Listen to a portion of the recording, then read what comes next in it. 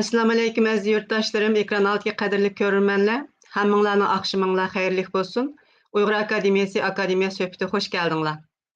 Bugün biz yeni bir alaylı program bilen huzurunglarda turupdymyz. Bu programda biz asaslığı Uyghur Akademiyasının yaşlarını terbiyeleş ve şunun okşaş hizmetleri bilen halkımızını akademiyaga maddi jihatdan yordam qilishga tunji qitim chaqiriq qilishni maqsad qildik.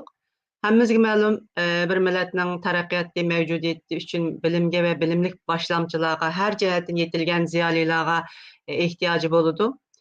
Vatanda söyümlük ziyolilarimiz turmalarga solinib, Uyg'ur madaniyati zo'r buzg'unchilik uchrayotgan, hatto butunlay cheklangan sharoitda chet eldagi cheklik inson kuchimizni bo'libmi, yosh avlodlarimizni tarbiyalab, xizmat sepib qo'shish nihoyatda muhim bir vazifa bo'lib turmoqda.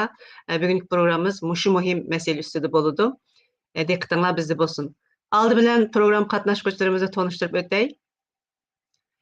Doktor Mehmet Emin Abbas, Fransiya Davlatlik Fan Tadqiqot Markazining tadqiqotchisi, doktor yetakchisi, Uyg'ur Akademiyasi ijroiya raisi. Mehmet Emin efendim, hoş geldiniz. Aleykümselam, hoş buldum. Rahmet. Doktor Barat Açınuk, Angliya Oxford Üniversitesi tadqiqotchisi, Uyg'ur Akademiyasi ijroiya komitetida yoshlar xizmatining mas'ul. Barat efendim, siz hoş geldiniz. Aleykümselam. Hoş bulduk. Rahmet. Rahmet. Doktor Nametcan Mehmet, Ankara Yıldırım Beyazıt Üniversitesi o'qituvchisi. Hoş geldiniz. Aleykümselam, hoş buldum, rahmet. Doktor Mahmutcan Öz Uygur, Sarxallar Maarifi qurg'uvchisi. Siz mi hoş geldiniz? Aleykümselam, rahmet. Hoş bulduk. Abdulhamid Qaraxan, Uyghur Akademiya baş katibi, Türkiye Taşqi Türkler ve Qarindosh Millatlar İdaresi mutaxassisi. Siz mi hoş geldiniz? Avazınız. Hoş buldum, rahmet. Hammanglar hoş geldinglar. Bu akşam vaqtinglarni chiqarib bu program qatnashganliginglar uchun rahmat aytaman.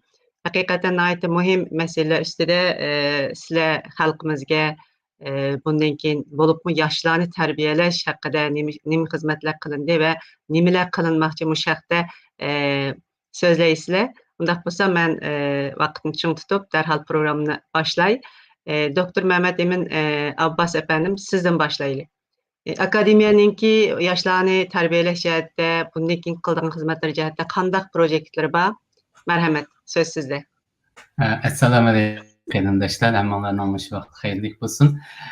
Men yoshlar programmasi, shu yoshlarni tarbiyalash programmasi to'g'risida so'zlashdim burun, hamda akademiyaningki bir qancha turlar to'g'risida qisqacha tushuncha berib o'tishni muvaffaq deb ko'rdim. Biz akademiya har qaysi qit'alardagi, masalan, Yevrasiya deymiz, Yevropa, Amerika, Kanada, Avustraliya ve Yaponiyalarda tarmoq akademiyalarning qurilgandan keyin undan boshqa Uyg'ur Ana til komiteti, Qutat Xubrik instituti, Xitoy tadqiqot instituti qatorliq institutlar bilan birlashib shu Uyg'ur akademiyasi, ya'ni xalqlarada bir o'rtaq namda Uyg'ur akademiyasi qurilgandan keyin, ya'ni buni biz o'tgan yil 12 oyda qurildi ve demokratik saylanma orqali doktor Dilshod akamiz rais bo'lib saylandi. Undan keyin biz bir ijroiya komitet qurildik. Endi biz shu akademiya qurilgandan keyin albatta bizning qisqa va o'rta uzun mezgillik planlar, xizmat planlarimizni planni tuzib chiqdik. Endi buning ichida, endi shu qisqa vaqt ichida qilishga tegishli jiddiy bo'lgan turlarimiz shu asosan bir nechadan tarkib topadi. Buning ichida men qisqacha shu bir 3-4 turni tushuncha berib o'tsam, hamda birisi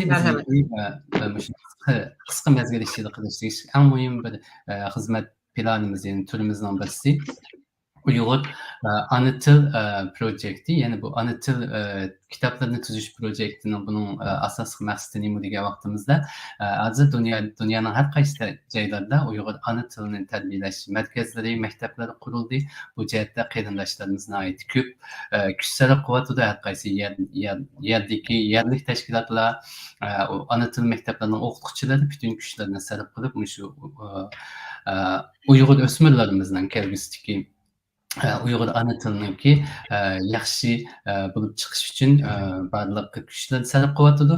Hamda bularninki dars programmalari har xil bo'lg'achqa har qaysi joylarda buni birlik keltirish, sistemalashtirish zarur deb qaradik.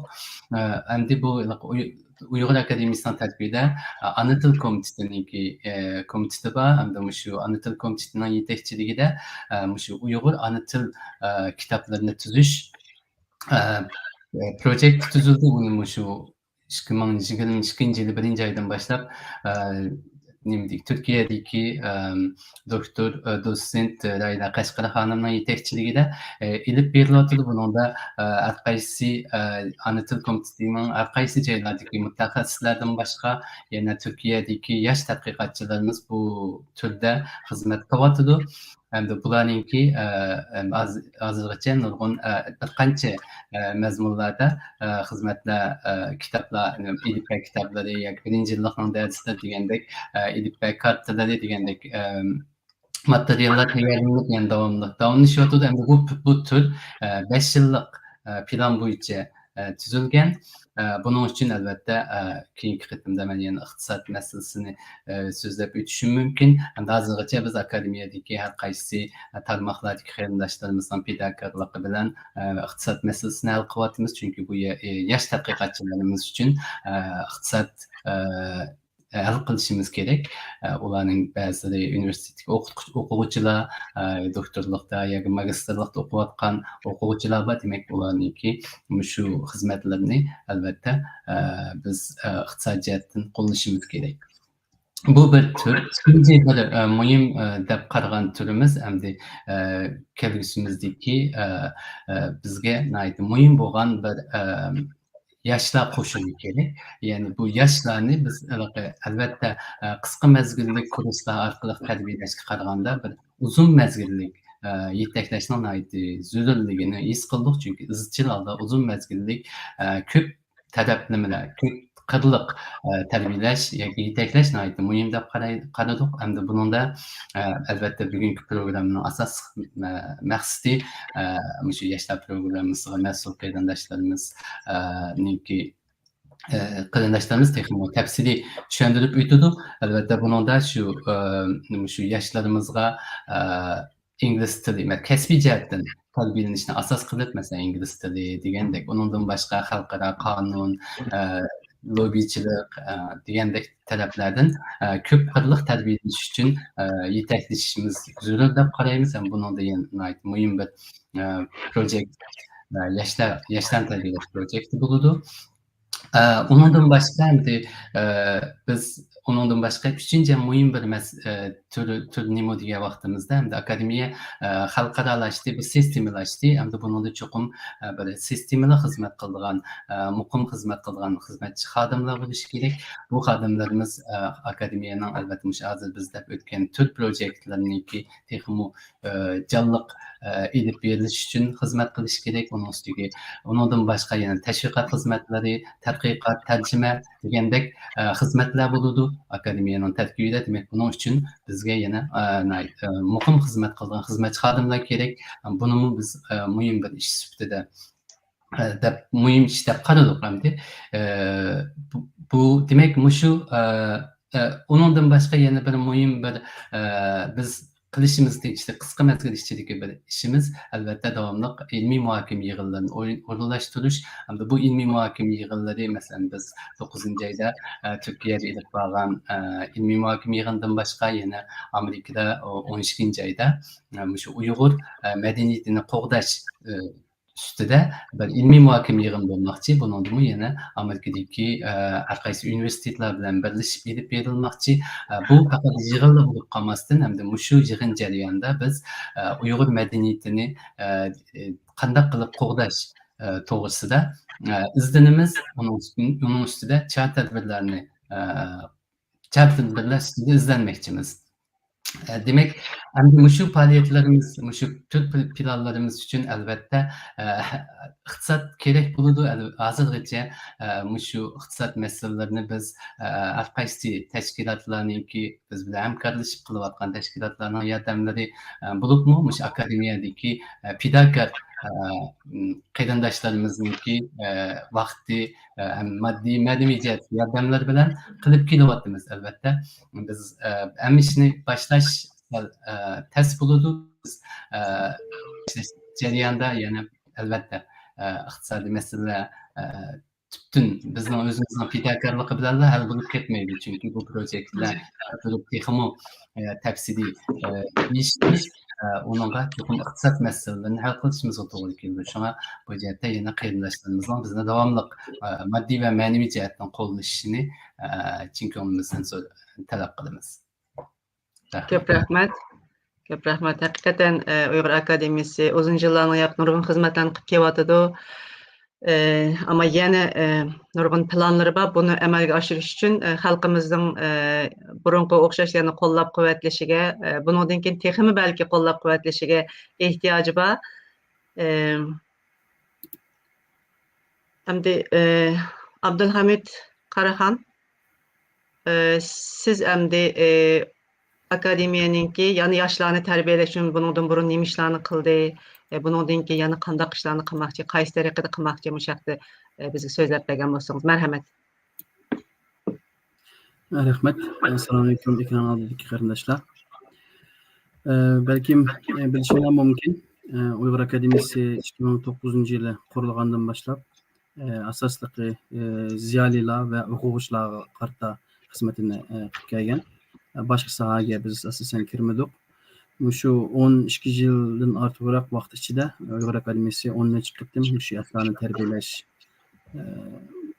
kurslarini ochdi. Shundan birga Uyg'ur akademiyasi shu yoshlarni tarbiyalash, oliy maktabdagi o'qiyotgan o'quvchilarga iqtisodiy yordam berish, ularni yetaklash xizmatlarini qilgan bo'ldik. Bu jarayonda bizlar emas, yani Dunyo Uyg'ur qurultiyi, Uyg'ur harakati tashkiloti va Uyg'ur tadqiqot instituti qatorliq organlar yoshlarni tarbiyalashga ahamiyat berdi. Ammo shu jarayonda qisqa vaqtlik bo'lgan bo'g'achqa bu yoshlarni tarbiyalash xizmati bek yaxshi cho'ng unumga erishamadik. Masalan, qaraydigan bo'lsak, hozir diasporadagi Uyg'ur tashkilotlarining ichida ishlayotganlarningki yeshi asosan 50 ning ustida. 50-55 yoshdan ustun kishilar, yani 80%ni oshdi. Qolganlar 20%, yoshlar 20%ni egallaydi. Yani shunday o'ylasak, 15-10 yildan keyin bu Uyg'ur milliy harakati texmo yoshlash qarab mangdi. Yoshlarni biz bu harakatning ichiga sistemli bir şekilde eklemeyiz. Ve keyin kirgan yoshlar tajribasiz, burunqilarning qilgan ish harakatidan xabarsiz bo'lgan bo'g'achqa yana burunqilar qilgan ishni takrorlab, yana ishni noldan boshlaydigan bir ish shakllanyapti. Va bu yoshlarni kichikdan boshlab tashkilotlarning ichiga kirib, ularni tarbiyalab, tajriba saboqlarini yetkazib, ish qilgan vaqtimizda burunqi qilgan xatoliklarni saboq oldigan va kelgusida shu burun qilgan ishninki ustiga ishni qilib davomlashtiradigan bir narsani shakllantira olamiz. Agar bo'lmay qolib qolsa, yoshlarimiz ish qilmay, tajribaga ega bo'lmay turib, bu tashkilotlarning ishiga, bu milliy mustaqil harakatimizga kirgan vaqtida sirtdan qarab oddiy osonla ishgan deb tag'in talqon qilgandek bir vaziyatda kirgan bilan amaliyotga kirgandan keyin ishning uncha oson emasligini his qiladigan gap va ishni yo'ldan boshlaydigan gap. Shunga biz Uyg'ur akademiyasi ulustimizdan boshqa biz bilan hamkorlashadigan tashkilotlardan biriga shu 100 o'quvchini diasporada tarbiyalash proyektini yo'l qo'yapmiz. Buning uchun az deganda bir 50 dan ortiqroq tadqiqotchi yetishgan, har sohada yetishgan, mayli Uyg'ur bo'lsin, chet ellik bo'lsin yoki turkiyalik bo'lsin, tadqiqotchilarimizga, akademiklarimizga ehtiyojimiz bo'ldi. Bularni sistemli bir şekilde tashkillab yaşlarımızdaki bizden kütken ümidine nayt süpetlik ve sistemlik bir şekilde aklaşımız gerek. Çünkü bu balığa biz şu 100 balığa az degende 4 grupa bölmekçi. Bu grupta bu balığınki seviyesiga, qiziqishiga, qabiliyatiga, xarakteriga qarab bular qarta programlarni farqli tuzmoqchi bo'lyapmiz. Biz şu diasporada Uyg'ur harakatiga kelgusida sağlam ep berish uchun şu yoshlar nimaga kerak bo'lsa, shuni projektimizning, programmamizning ichiga qo'shmoqchi va shu bilan birga bu yoshlarga hamda hozir dunyoninki aloqa tili inglizcha bo'lgan bo'lg'achqa nayta yuqori saviyada 2 yil yoki 3 yil ichida hamda o'zining qilgan harakatini inglizcha yaxshi ifodalab bera oladigan seviyaga kelmoqchi. Shu bilan birga bu shu 100 balani biz shu haqiqiy Xitoyga qarshi Uyg'urlarning milliy mustaqilligi va milliy mavjudlikni qo'g'dash uchun kurash qilayotgan tashkilotlarimizga bilan birga qilmoqchi buni. Ham bu yoshlar yetishib chiqqandan keyin yolg'iz Uyg'ur akademiyasida emas, shu diasporadagi Xitoyga qarshi harakat qilayotgan, amaliy ish qilayotgan tashkilotlardami vazifa elish fursatiga ega bo'ldi. Bu xil ahvol ostida biz shu qisqa 3 yildan 5 yil, eshib kelsa 10 yil ichida tashkilotlarimizni yoshlantirishni amalga oshira olamiz. Agar biz buni bir qaror emas, bir qancha qaror epog'imizda 10 yilda 3 qaror o'quvchini tarbiyalab chiqarsak, bu az deganda 1500 o'quvchini biz tarbiyalagan bo'lamiz. Buning ichidan hech bo'lmasa 50 dan 70 kishi ravrus yetishib shu tashkilotlarimizning ichiga kirsimi, biz uchun nihoyat cho'ng bir natijani qo'lga keltirgan bo'lamiz. Biz bu qatimliq planimiz orqali hamda shuni amalga oshirmoqchi. Shunga ko'pchilikninki buni amalga oshirish uchun belgilik iqtisodiy yordamlarga ehtiyojimiz bor. Shunga az bo'lsa-mu o'zininki qurbidan yetishicha iqtisodiyotdan yordam qilishini umid qilamiz. Rahmat.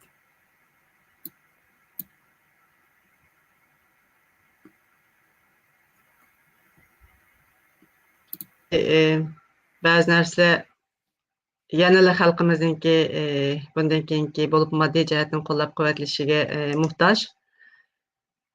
Yana yoshlarni tarbiyalash jihatdagi xizmatlardan yana davom qilamiz.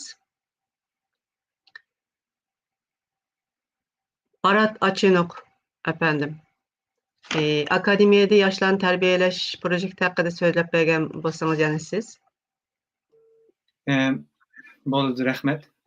Hozir Abdulhamid bir qur tushuntirib o'tdi burunqi ishlarni. Biz yana bu ishlarni davom qilmoqchi birsiga. Buning uchun eng muhimi shu birsi odam kuchi, yana birsi endi iqtisod. Shu ikki tarafdan qiynalamiz. Endi asosiy qiyinchilik shu bo'lyapti. Amaliyotda hamma akademiyaniki hamma turlarida o'xshash qiyinchilik bor. Endi birsiga bu yerda buni tushuntirib o'tish kerak kishilarimizga. Biz ziyoli bo'lgandan keyin endi ziyolilar yanchiq to'n bo'lmaydi albatta, har qanday bir jamiyatda ziyolining yanchiq to'n bo'lmaydi. Aslida bir o'zimizning davlat bo'lsa, bundaq narsalarga aslida davlat pul chiqardi. Masalan, Angliyadagi bir hukumatda masalan madaniyatga yotadigan, ma'rifga yotadigan ishlarda hukumat pul chiqardi. Biz hukumatning puliga iltimos qilamiz. Endi shu pul orqali cho'ng projektlar, cho'ng turlar mangdan. Bizning undaq sharoitimiz yo'q hozir. Unda xo'janiki bu turlarni ep mengishda butunlay xalqimizningki qo'llashiga, iyonisiga to'g'ri kelgan bo'lib qo'yadi. Yani yana birisiga bu asli o'z davlatimiz bo'lgan ahvolda mushtaq cho'ng projektlarda maxsus odam, butun kunlik odamlarni ilib ishlatadigan gap, turlarni mang'izish uchun. Biz hozircha butunlay fidoyi shakl ishlayapmiz bu ishlarni. Chunki buning uchun bizning hozirga qadar bir imkoniyatimiz yo'q, bir odamni ilib to'liq kun ishlatishga imkoniyatimiz yo'q hozircha. Bu ishlar bizning eng cho'ng hozirgi shu turlarimizninki osti menishining sababchisi bo'lyapti. Shundaqdimi? Endi hech qanday qo'llash bo'lmagan ahvoldami o'zimiz ancha-muncha iyon qilib, ancha-muncha boshqa Uyg'ur tashkilotlarining ozroq yordamlari bilan xeyli bir faoliyatlarni ilib bordik, xeyli bir ishlarni ilib bordik. Bunu yaqında biz xulosa qilgandimi, ba'zi chet elliklar haqiqatan hayron qildi. Sizlar shundoq o'z kuchinglar bilan hozirgacha shundoq qilsizlar, bu haqiqatan hayron qolarlik dedi. Buni asan emas mümkünçilik. Buni bir degim keldi bu yerda. Çünkü biz bu yerda o'zimizning xizmatidan sirt boshqa vaqtlarda fidoyi shaklda qilyapmiz. Undaq bo'lgandan keyin haqiqatan ba'zida shundoq chiqishlarni qilg'imiz bor, lekin imkoniyat yaratmayapti unga. Yana birisiga shu odam kuchi degan vaqtda bizning yoshlarimiz nihoyat oz bo'lyapti. Masalan, bir misol aytsak, masalan, bilim kuch jurnalini chiqardik chet elda, bultur birinchi soni chiqardik, bu yil ikkinchi soni pat yaqin chiqadi. Aslida bu jurnalni yarim yilda bir chiqaramiz deb plan qilgan, lekin keyingi ahvolimiz shuni isbotlab qo'ydiki, bir yilda bir chiqarish endi hozirgi ahvolimizga uyg'un bo'ladigan bir ahvolni chiqarib qo'ydilar. Shu bir yilda bir son chiqarishmi biz uchun xeyli tasdiqot. Yani bundaq ishlarda nihoyat inchik texnikalik masalalar var. Masalan, imlo tekshirish, mandaq güzel sanat jihatini loyihalash degandek narsalar. Yani siz bundaq ishlarni biz qilib yurishimizning o'rni yo'qdi. Biz texnik cho'ng ishlarni qilishimiz kerakdi. Lekin boshqa odam bo'lmagandan keyin ashta hatto imlo tekshiradigan ishlarni biz o'zimiz qilyapmiz. Mana shunday ishlar ko'p vaqtimizni yeyapti. Asli tas ishlar emas, lekin vaqt talab qiladigan ishlar. Yani buning uchun qandaq texnik ko'p yoshlarni atrofimizga qandaq qiziqtiramiz, ularni shu o'z yo'limizga shu Uyg'ur madaniyatini saqlab qolish, chet ellarda saqlab qolish, Uyg'ur madaniyatini texnik davomli dunyoga mos qadamlik qilib taraqqiy qildirib, uni rivojlantirib turish uchun nihoyat qilgandek turdi. Buning uchun bizga haqiqatan ko'p odam kuchi bo'lmasa bo'lmaydi ekan. Yani bizning nurg'un qiyinchilik taraflarimiz bor. Birisi biz bek tarqaq dunyoda yig'inchoq nihoyat oz, ko'pincha tarqaq yashaymiz. Bu bir qiyinchilik bo'ladi. Endi yana birisiga shu obam deganimizdek bizni hozirgacha bunday qo'llaydigan bir hukumat yo'q. Bütün o'zimizning iyonlar bilan, o'zimizning Uyg'urlarning iyonlari bilan bo'lyapti hozirgacha ishlar. Yani bunu albatta biz o'ylamadik emas. Hozir boshqa hukumatlarning, masalan, Yevropa ittifoqining ashtaq turlarga iltimos qilish yo'lida ketamiz. Lekin ashtaq iltimoslarni qilish uchun biz oldi bilan o'zimizdan biz bundaq bir ishni qildik deb natija chiqarmasak, natija ko'rsatmasak, xalqdan pul so'rashimiz tas bo'ladi.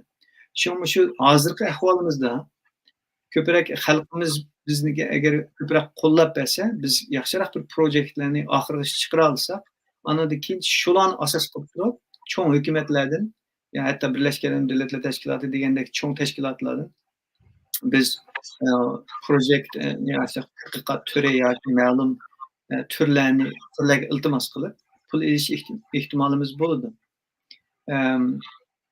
Yana bir jihatdan endi hozir bu chet elda bizning yana boshqa qilib kelayotgan ishlarimiz, masalan hozir chet elda o'qiyotgan o'quvchilarga har xil yo'llarda yo'l ko'rsatyapmiz.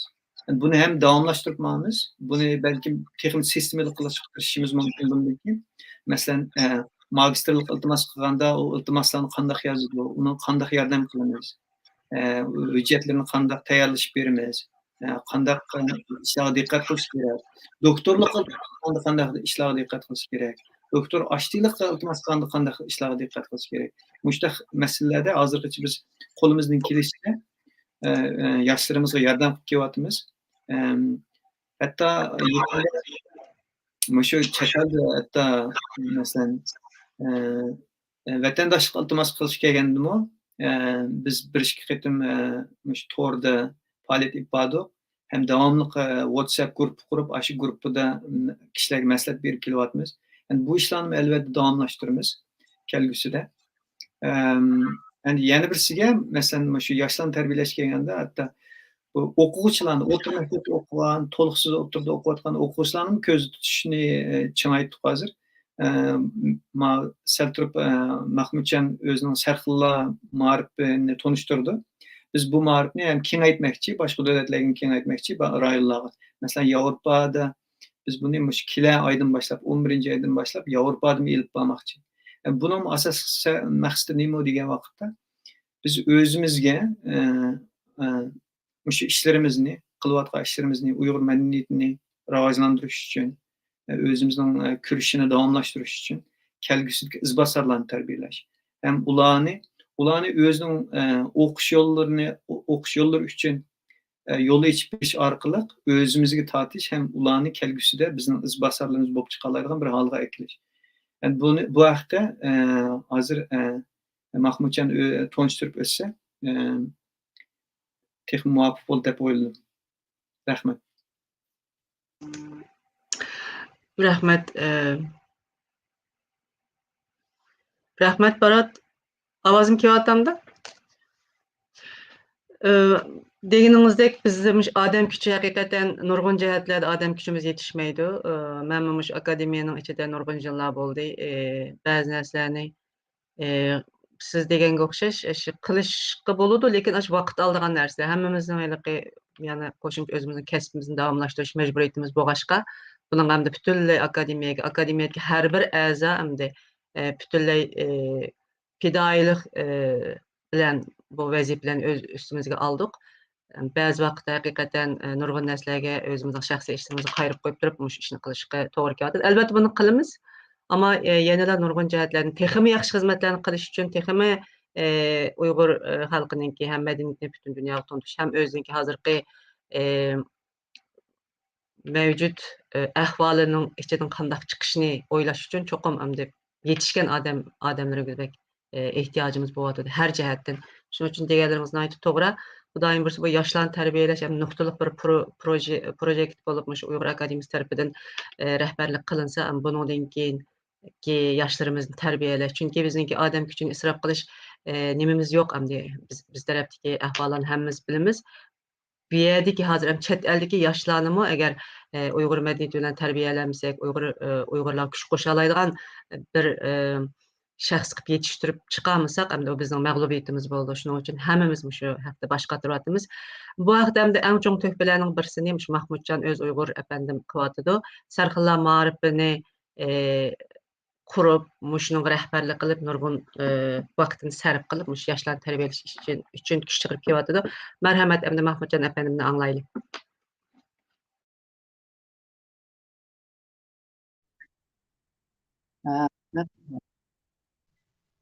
Hayır.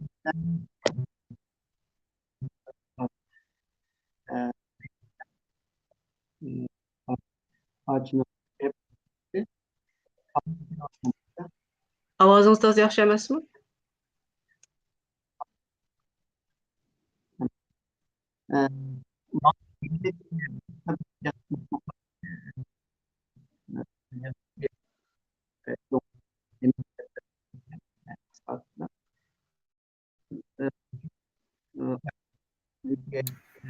Avaz yaşmatıda.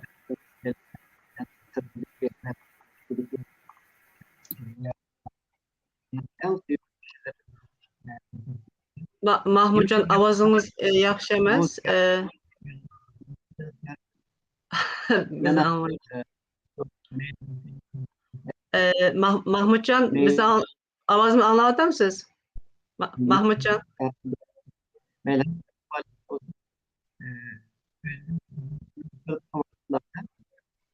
Avaz yok. Mahmudcan, avazınız yok. Avaz yok. Taz yaxşı emasça, üzülüp kevatıdı. Avazınız fakat yaxşı kelmeýatydy. Mikrofon işletmeseňizçi. Mikrofonu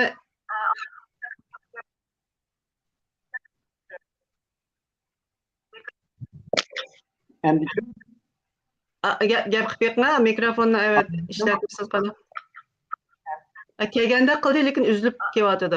Dawamlaşdyrın qani. Hem de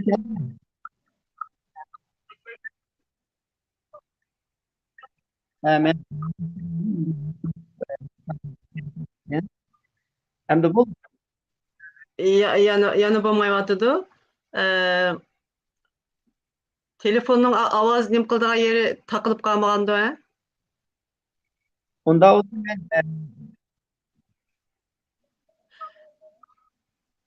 Onda bolsa ben mikrofonu açık mı? Hem de yaxşı kelgende qıldy. ben sözümü davamlaştırıvereyim. Ama yaxşı boldy, davamlaşdyrın. Ben sözüm davamlaştırayım. Ben texniklik meselesiyle tekin sorayım eğlendim. Onda olsa hayır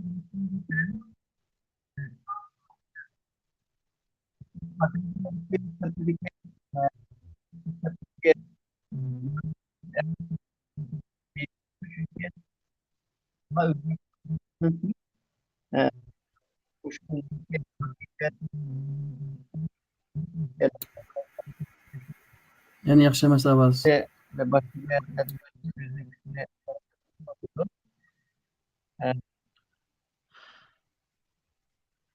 Mahmutcan.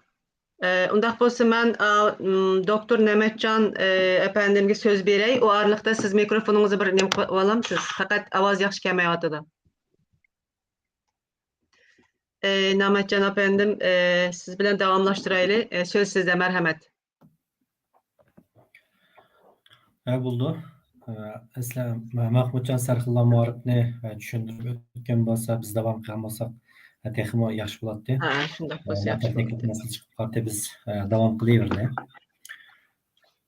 Sarxillo muarrifini Mahmudjon birdan turib tushuntirib o'tdi. Ko'pincha bizning sirtda yashayotgan xalqimiz Sarxillo muarrifidan xabardor deb bilaman. Xabarda bo'lmaganligi tafsilotini hali tushuntirib o'tdi. Endi bizningki ikkinchi qilmoqchi bo'lgan ishimiz asosan shu Sarxillo muarrifidan keyin shu oliy maktabda o'qiyotgan bolalarniki o'lib uchun bir maydon hozirlash yoki ularga shu yordam qilish va asos qilish. Hammaylar bilamiz, albatta o'qiyotgan bolalarniki soni ko'p, ammo mush o'rlab o'qib oxirga chiqayotgan bolalarniki soni yanada yetarli emas. Oliy maktabda o'qiyotgan bolalarniki ko'pinchisi mush oliy maktabni tugatib ham har xil sabablar tufayli to'xtab qolganlar. Albatta buning eng muhim sabablarining birisi shu iqtisodiy sabab bo'lib qoladi. Chunki bizningki oila bilan bo'lgan aloqamiz asosan uzilib qolgandan keyin iqtisodiy manfaat bo'lmaganligi uchun bolalar oliy maktabni puturib ham to'y qilishga to'g'ri keldi. Unda bo'lgandan keyin to'y qilib oilasini yiqish yoki oilasini iqtisodiy manfaatni kapolat qilish uchun o'lib o'qishdan voz kechib shu turmush halakchiligiga tushgan ahvollar asosiy muhim sabablar bo'lib qoldi. İkincisi lekin oliy maktabda o'qib, lekin o'lib o'qishda qaysi xil kasb o'qish, undan keyin qayerda o'qish to'g'risida qayb qilib qolayotgan bizniki yosh bolalar intayin ko'p. Bizniki o'ylayotganimizda shu oliy maktabda o'qib, o'lib o'qish o'ylayotgan yoki o'ylab o'qish niyati bo'lgan, yaxshi kelgusi istiqboli bor bo'lgan bolalarni tanlab chiqib, nuqtliq maktablarda o'qitish uchun shu tayyorlik qilish. Buning ichida masalan til jihatdan tayyorlab bo'lib qolsa, til jihatdan tayyorlik qilish uchun kurslarga yordam qilish yoki kurs berish. Undan keyin iltimos qilish jarayonidagi barliq bosqichlarga boshdan oxir yetakchilik qilish. Undan qaysi maktabda o'qisam, kasbi uchun eng yaxshi bo'ldi, mush maktab tanlashda yordam qilish ahvolda. Eng muhim bo'lgan endi bu meniki shaxsiy fikrim. Hozir shu oliy maktabda o'qiyotgan bolalarga o'qish mukofot berayotgan har qaysi jamiyatlar bo'lsin, tashkilotlar bo'lsin, undan keyin shaxslarmi bor, yekki berayotgan. Bulardan shu bolalarniki o'qishni to'xtab qolmaslik uchun beryapti. Bu oydan u oyga aranishyapti. Lekin men bizning hozir deyotganda nuqtliq tarbiyalashda cho'qim bu bolaning oxiriga o'zib chiqish uchun eng muhim narsa nima? Ya'ni shu moddiy jihatdan yosh bolalar yordam qilish kerak. Agar moddiy jihatdan yordam qilish yetarli bo'lmasa, u bolalarniki o'zining kasbida yaxshi o'qib o'zib chiqishi tez to'xtaydi. Ya qo'shimcha ishlash to'g'ri keldi, yoki uni to'xtatish majbur bo'ldi.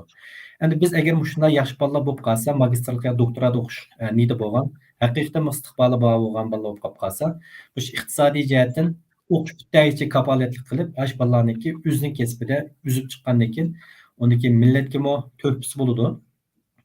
Bevosita. Undan keyin u bolalar millatga bir xil minnatdorlik burchog'anlik uchun o'ziga o'xshash boshqalarniki, boshqa bolalarning o'qish uchun yordam qila olish mumkin, yo'l qo'yish mumkin. Eng muhim bo'lgan har bir sohada o'zib chiqqan bolalar cho'qim millat uchun shon sharaf keltirdi. Bumi millatimizniki hozirgi kunda boshqalarga tuntishda bek muhim rol o'ynaydi. Chunki bir kasbdan nam chiqqan jamiyat uchun shu sohada to'xtab qolganlar hammasi e'tirof qildi va hurmat qildi. Onundan keyin şu dava işlerinde olsun yoki boshqa ishlarimizda olsun bek qulaylik yaratib berishi mumkin deb o'yladim. Albatta buning uchun bizniki amaliy qiladigan ishimiz bo'lishi kerak. Masalan, oliy maktabda o'qiyotgan bolalarni biz qanday tanlaymiz? Buning uchun bir narsani hozirlab, mana shart qo'shgan bolalarni tanlashimiz kerak ekan. Tanlab bo'lgandan keyin ikkinchi bosqichda undan keyin kesib tanlashda nuqtaliq maktablarni tepib, masalan, qaysi kesibda, qaysi davlat, qaysi maktab eng yaxshi? Buning uchun qanday shartlarni hozirlash kerak bolalar? Bunun için mesela burundan 1-2 yıl burun tayyorlik qilmasak yetişemaydi. Mesela injenerlik jihatda, mesela mashina injenerlik jihatda şu Germaniyaniki xillam yaxshi, hammaylar bilamiz. Germaniya chiqish uchun qanday qilsak, nemischa yo'nalish kerak, shuni nemischa tayyorlik qilish kerak. Va uning ikkinchi bosqichlarda endi ashariy o'qigan qarindoshlarimiz bir yetakchilik qildi hamma ishga.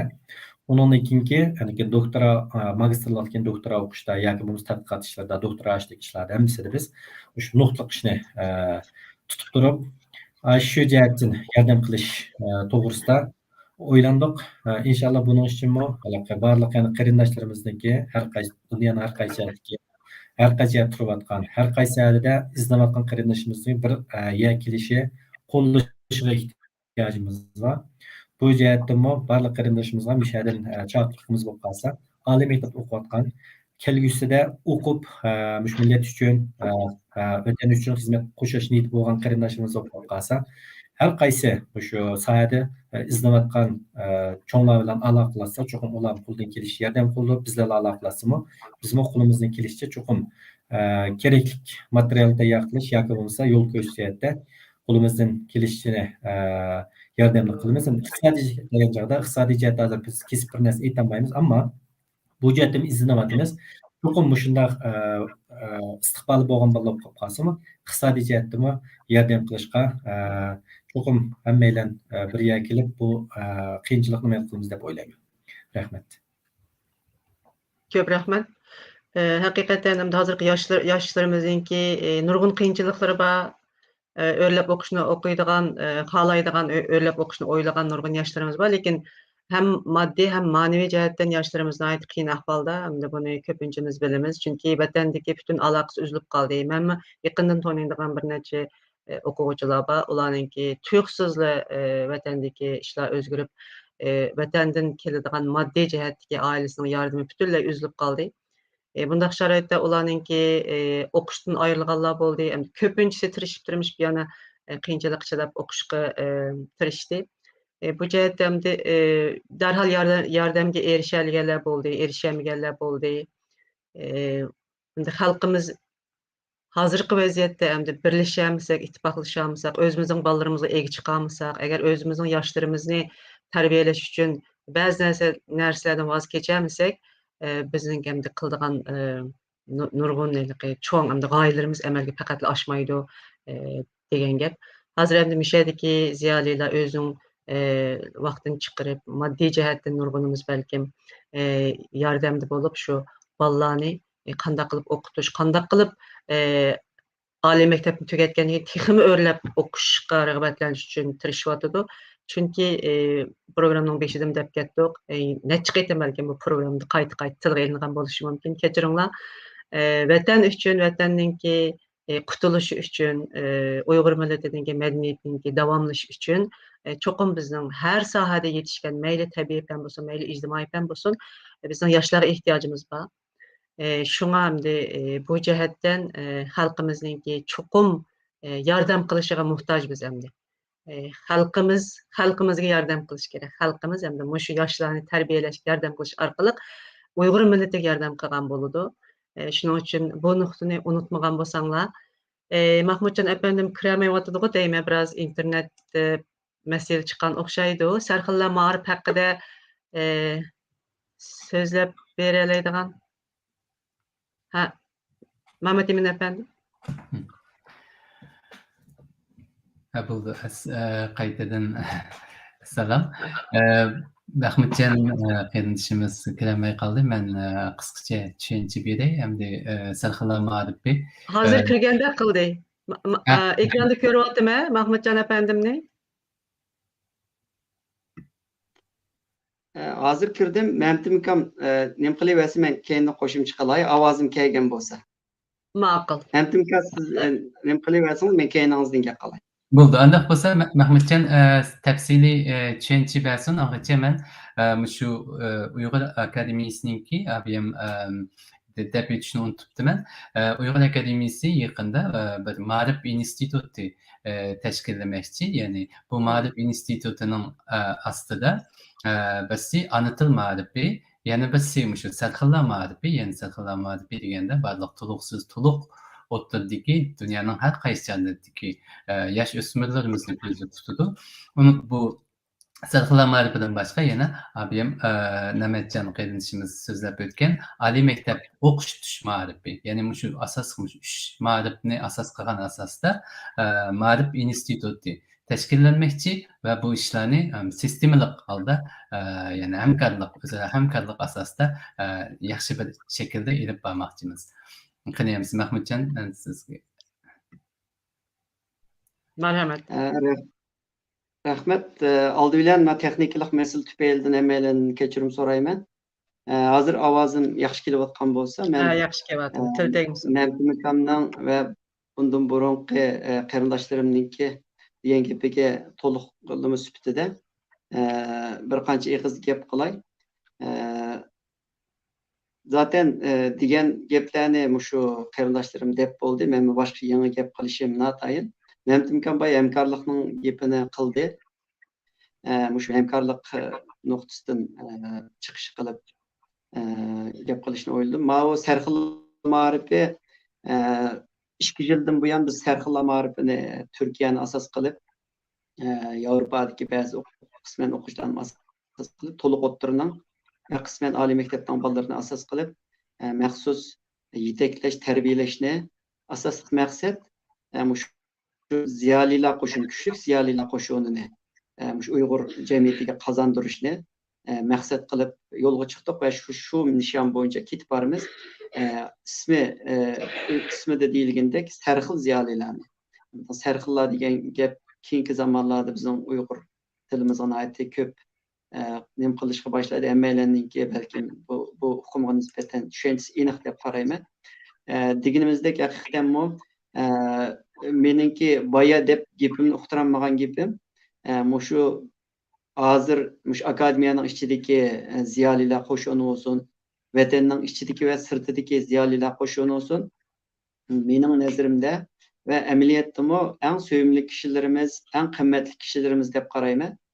Chunki bular o'zininki xizmatidan aldirash va xizmatidan sirt yana mana shundaq mayli yoshlarni tarbiyalash jihatdan bo'lsin va mayli Uyg'ur madaniyatini saqlash jihatdan bo'lsin va mayli boshqa har qanday bir jihatlar bo'lsin, o'zi fidokorlik bilan moddiy jihatdan va ma'naviy jihatdan o'zini beg'ishlab un-tunsiz hech kimga davron solmay elib berib kelyotdi. Men buningga shohid.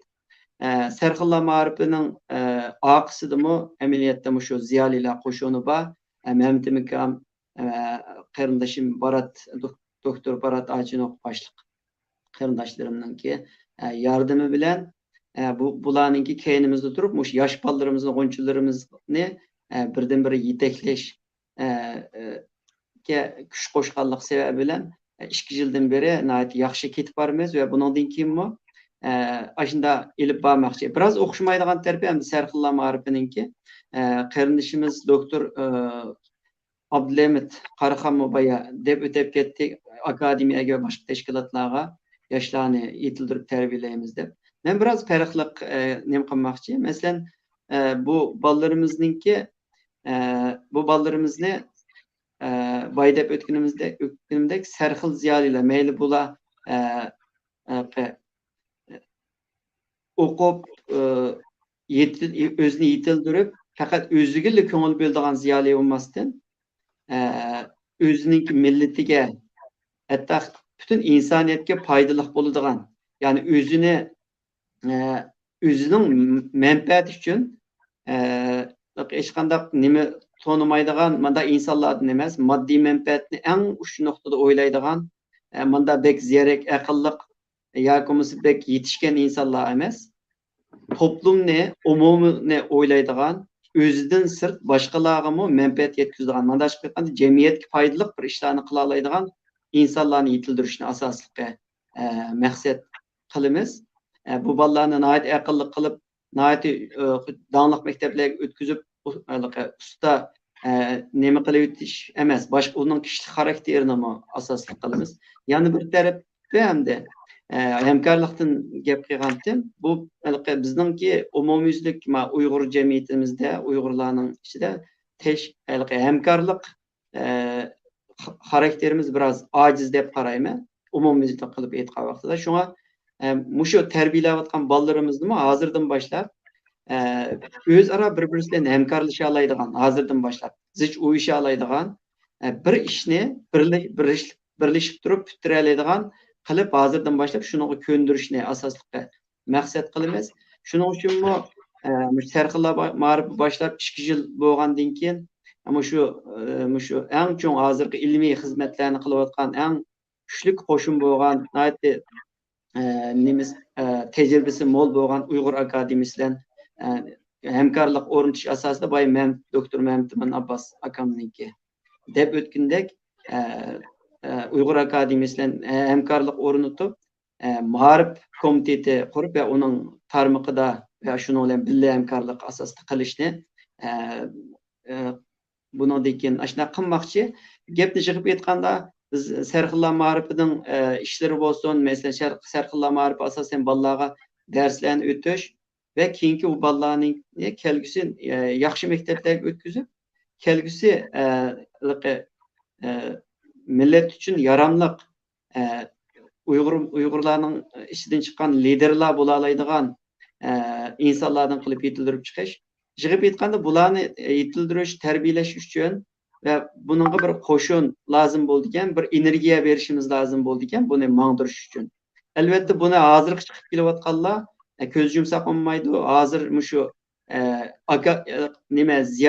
ziyolilar qo'shini keynimizdeki. Albatta bunun o'qituvchilar qo'shinlarimiz bor. Bular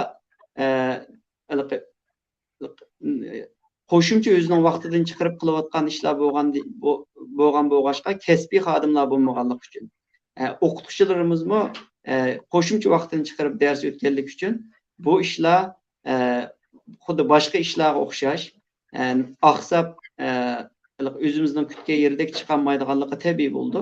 Bunday bo'lganlik uchun buni biroz kasbiylashtirish, uzun so'zilgan bir projekt turi qilish uchun amaliyotda haqiqatan gapning haqiqatini aytgan vaqtida bunga ixtisot lozim bo'ldi ekan. Shu munosabat bilan balki shu Uyg'ur akademiyasi shu Uyg'ur bütün Uyg'urlarga shu chaqiriqni chiqadi deb o'ylayman. Shunga men mishada bir o'zimga vakolat qilib bu shuning ichida bo'lgan hammamiz bir xil gapni qilayotgan bo'lganligimiz uchun shundaq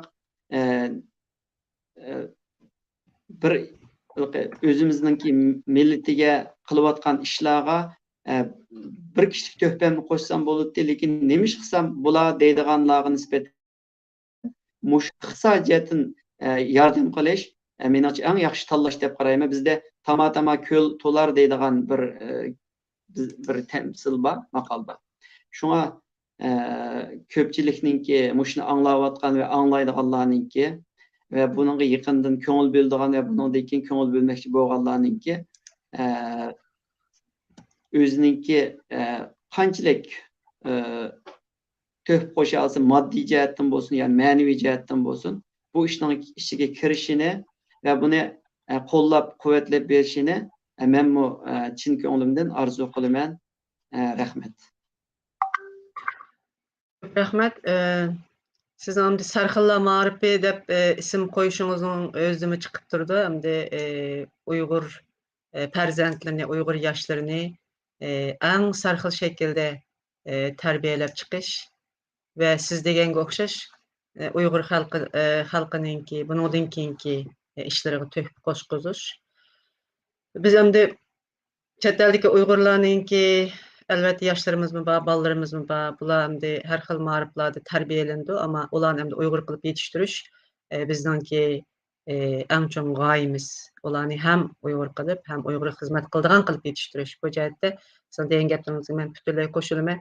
Bu halkımızın bu kollap kuvvetleşige erişti. Bu sizniki bu sarhilla marifimizin dankını anlap duruvatımız. Bunun da bizim aramızdaki akademiyadan baştan ahir yardım kılıp kevatkallamı ba. Bundan kim yardımlaşımız. Hemkarlık hakkında söz kıldığınız buna ait muhim bir millet üçün, bir milletin millet ekanligini isbatlaydigan en muhim öz alaylıkның birisi. Mesela eğer günler, beşer eğer günler düşkende hemkarlaşalamdı, bir yere uyuşalamdı. Bu millet onu millet bolalaydı. Bu kabile olup kaldı şu. Hemiz öz tarafı tatip gidiyor iş olsa.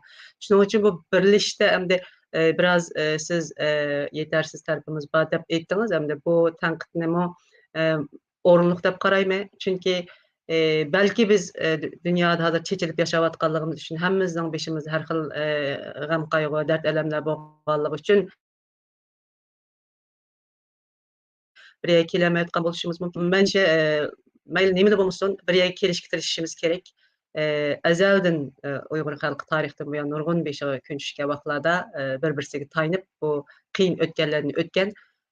Hem de hazırki ahvalda texmi birleşişimiz gerek. Bu ballar hemimizin balımız, bu yaşlar hemimizin yaşları, bu dava hemimizinki davası, vatan, halk için hizmet kılış. Şunun için hemkarlaşımız gerek. Onun ki bu chet elde yaşavatımız hazır hem de grup ruhi de bir narsa var ki Uygurca doğru tercüme kılaldım mı? Muşundaq bir narsa ballarımızı yetiştirişimiz gerek yani. Bir grup bir yekege vaqtida hemimiz birleşkende bir işni vücutga çıkara alaymiz. Çoğun projektler qaraydigan bolsak, bu algı ketken dövletlerninki, muşu grup ruhining nahayat yaxshi jari qıldırılganlığını görürüz. Muşu cehetden ailedeki her bir ata-ana ballarını muşu cehetden terbiyeleş gerekki.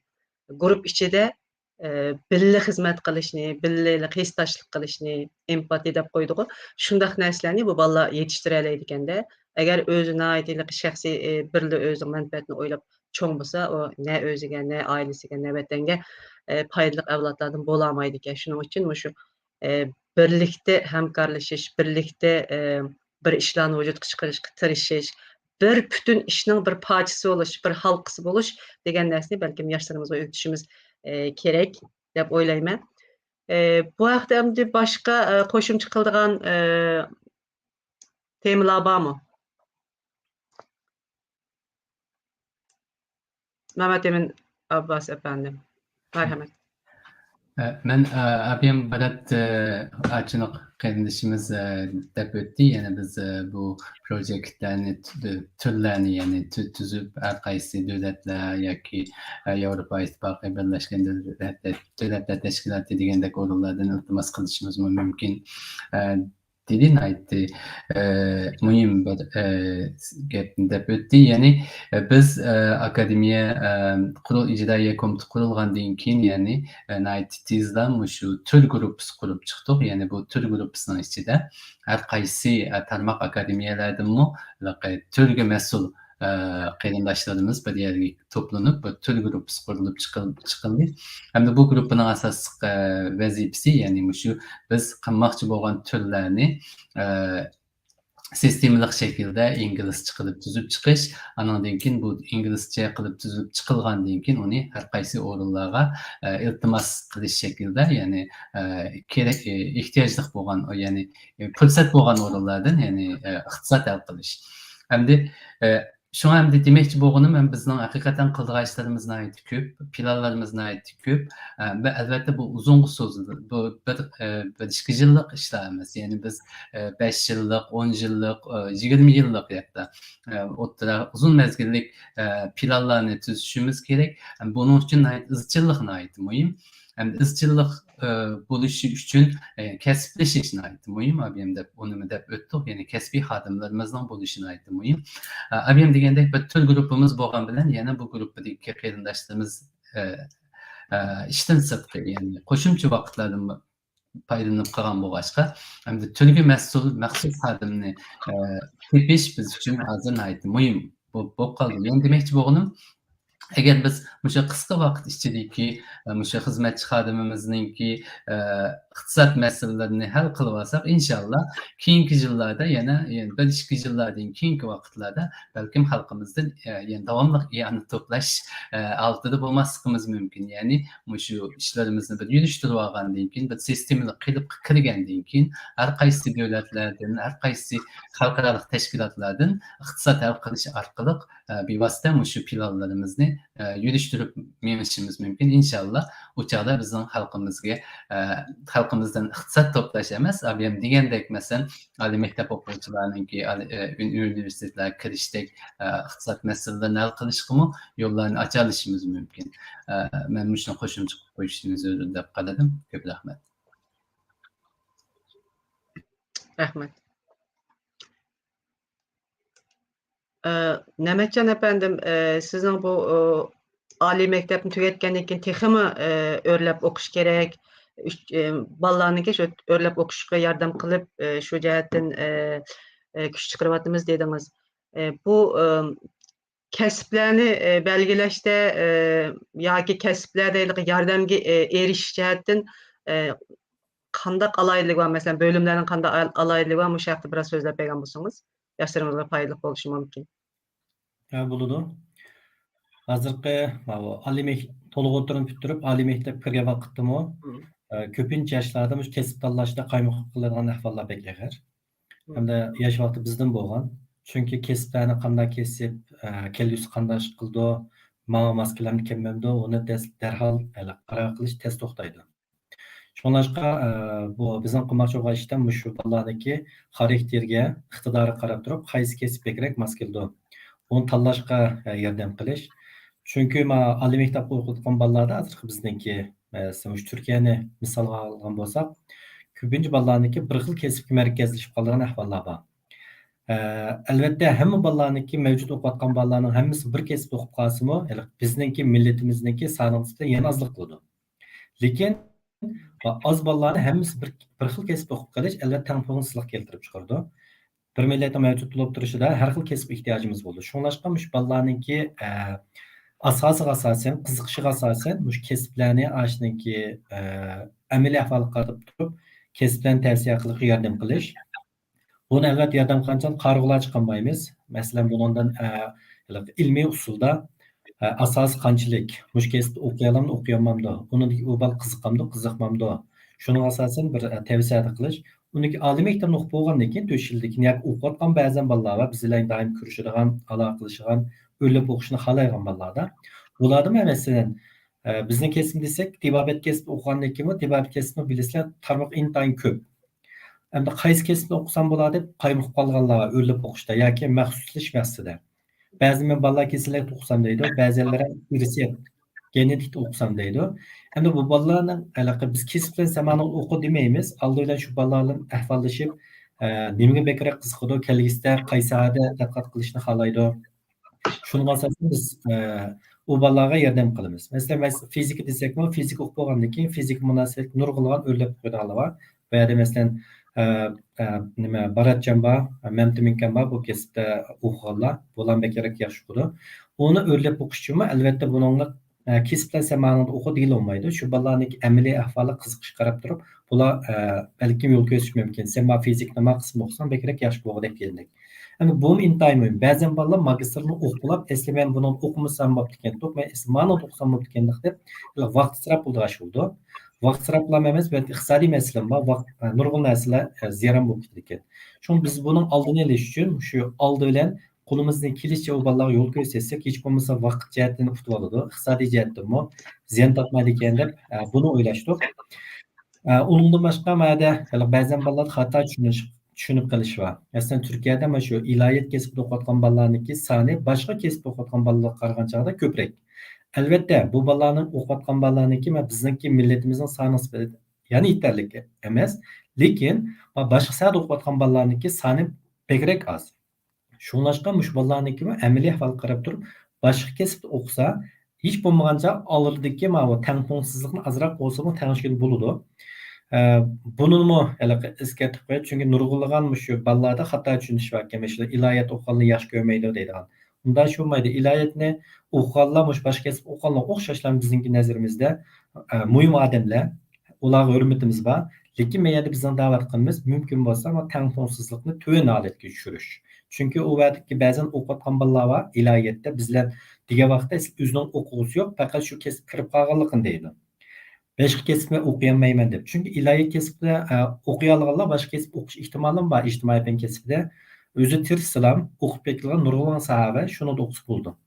Shuni yig'ib aytgan chog'da hamda bizningki millatimizning soniga nisbatan shu magistrlik yoki doktorada o'zib chiqayotgan yoki oxirgacha o'qiyotgan bolalarning sonini hammanglar bilamiz. Barmoq bilan sanab oldi. Har qaysi kasbda har qanday o'qiganlarni hammanglar ismini deb beraylik darajada az. Endi bu çoxum sani hem süpiti çoxum yo'qilish kerak. Shunda bo'lgan chog'da yani belki bizningki ba'zan qiyinchiligimizni hal qila oladi. Endi men ma'rif masalasi yana muhim nuqta, mablag'siz darhol chiqadigan narsa emas. Tijoratga o'xshamaydi. Nurg'ulg'an uzun vaqt ketib qoladi. Shunga ba'zan bizning qarindoshlarimizda men hozirlar mablag' sasam, aytsam buning natijasi ko'rinib deydigan ahvollar bor. Bular iqtisodiy jihatdan yordam qilganlar. Meniki ko'ginim shu. Endi ma'ruf sağgan natija unda darhol chiqadigan emas. Bu uzun yillar ketadi. Albatta buniki millatga yoki kollektiv foydasi bo'ldi. Bu hozirgi bizning Uyg'ur jamiyatimiz uchun foydali, keyingi vatanimiz bo'lib qolsa, texnik ehtiyojimiz bo'ldi bunday odamlarga. Shunlashqa buni qisqa muddatli emas, uzun muddatli plan qilib qaror qilishimiz kerak. Shu o'qish niyati bor bo'lganlar bekra kuchi. Endi iqtisodiy yaxshi bo'lgan qarindoshlarimizmi bular qarab turib olmay, bu shunday bolalarga azul yordam qilsa, cho'qim hammali bir ya kelsak, bu ishni men qilib ketalaymiz deb o'ylayman. Rahmat. Rahmat, nayt yaxshi ma'lumot berdingiz. Haqiqatan bizning qo'limizdagi bu yoshlarni bir mablag' deb qarasak, ammo nayt az ob'yam deb o'tib ketganimdek, bu yoshlarimizni nayt planli holda bizningki kam bo'lgan sohalarda yetishtirishimiz kerak. Shuning uchun siz degan o'xshash ma'lum kasblarga yoki ma'lum sohaga yig'ilib kelish, albatta balkim o jihatdami bo'libmayli ilohiyat deymiz, shu diniy jihatdagi tadqiqotni Uyg'urlar uchun nihoyat muhim deb qarayman men. Xalqarалық seviyede dinimizni bilishimiz kerak, xalqarалық seviyede bizning diniy olimlarimiz yetishib chiqish kerak. Bu jihatda nihoyat ehtiyojimiz bor, ammo hozir endi men bayim deb o'tib ketganga o'xshash yoshlarimiz nihoyat az bo'lg'achqa shu nurg'un jihatlardan bizning yetishgan odam kuchimiz bo'lmag'achqa bularni muvofiq o'rinlashtirishimiz kerak. Rahmat aytaman. Barat Açınıq efendim, sizin bu yaşlar a'zo bo'lamdi, yoshlarni tarbiyalash projekti haqida so'zladingiz. Bu mavjud yoshlarni rahbarlik qilib ularninki yetilish uchun yordam qiladigan gapmi yoki bir a'zolik bir sistema bormi? Bu a'zo bo'lib kirganlarga yordam qilinadigan gapmi? Bu shaxta bir savol botdi, ha. Merhamet. Bunu pek yaxshi sordunuz. Hakikaten yaxshi savol. Bu hozircha biz shu Uyg'ur akademiyasiga a'zo bo'lib kirgan odamlar bilan ishlayapmiz ko'pincha. Ko'pincha shu doktor unvoni olgan yoshlar. Yani uni oz sonda magistrda yoki doktorlikda o'qiyotgan yoshlarmi bor. Yani bu hakikaten bizni sal cheklab qo'yyapti. Biz endi buni o'ylashyapmiz hozirmi? Masalan, qanday qilganda texmi keng yoshlarni o'z atrofimizga yig'alaymiz deb. Shunga buningga biz aslida bir faoliyat qilmoqchi. Masalan, Uyg'ur Akademiya Yevropa tarmog'ida biz shu keyingi yig'ilishimiz uchun, keyingi yig'inimizga mushtaq bir yoshlarning faoliyatini o'rlashtirmoqchi. Yani buningda biz sen ya cho'qim a'zo bo'lsa deyishimizning o'rni yo'q undaqda. Meni shaxsan qarshi. Yani biz aşı qiziqqanlar bo'lsa, biz uchun bir ha-hu deyishib beradigan yoshlar bo'lsa, biz ular bilan birlikda bir tadqiqot turlarini yoki bir o'zimizning Uyg'ur madaniyati haqidagi xalqan bir turlarni elib borsak, nihoyat yaxshi bo'ldi. Yani biz ularga yo'l ko'rsatamiz, biz ularga nima beramiz? Albatta Bu yerda hamma odamdan bekorlik bir narsa talab qilish ters endi. Ularga cho'qim bizdan ularga bir foyda bo'lishi kerak. Undaq bo'lgandan keyin biz ulardan bir yordam so'ralaymiz.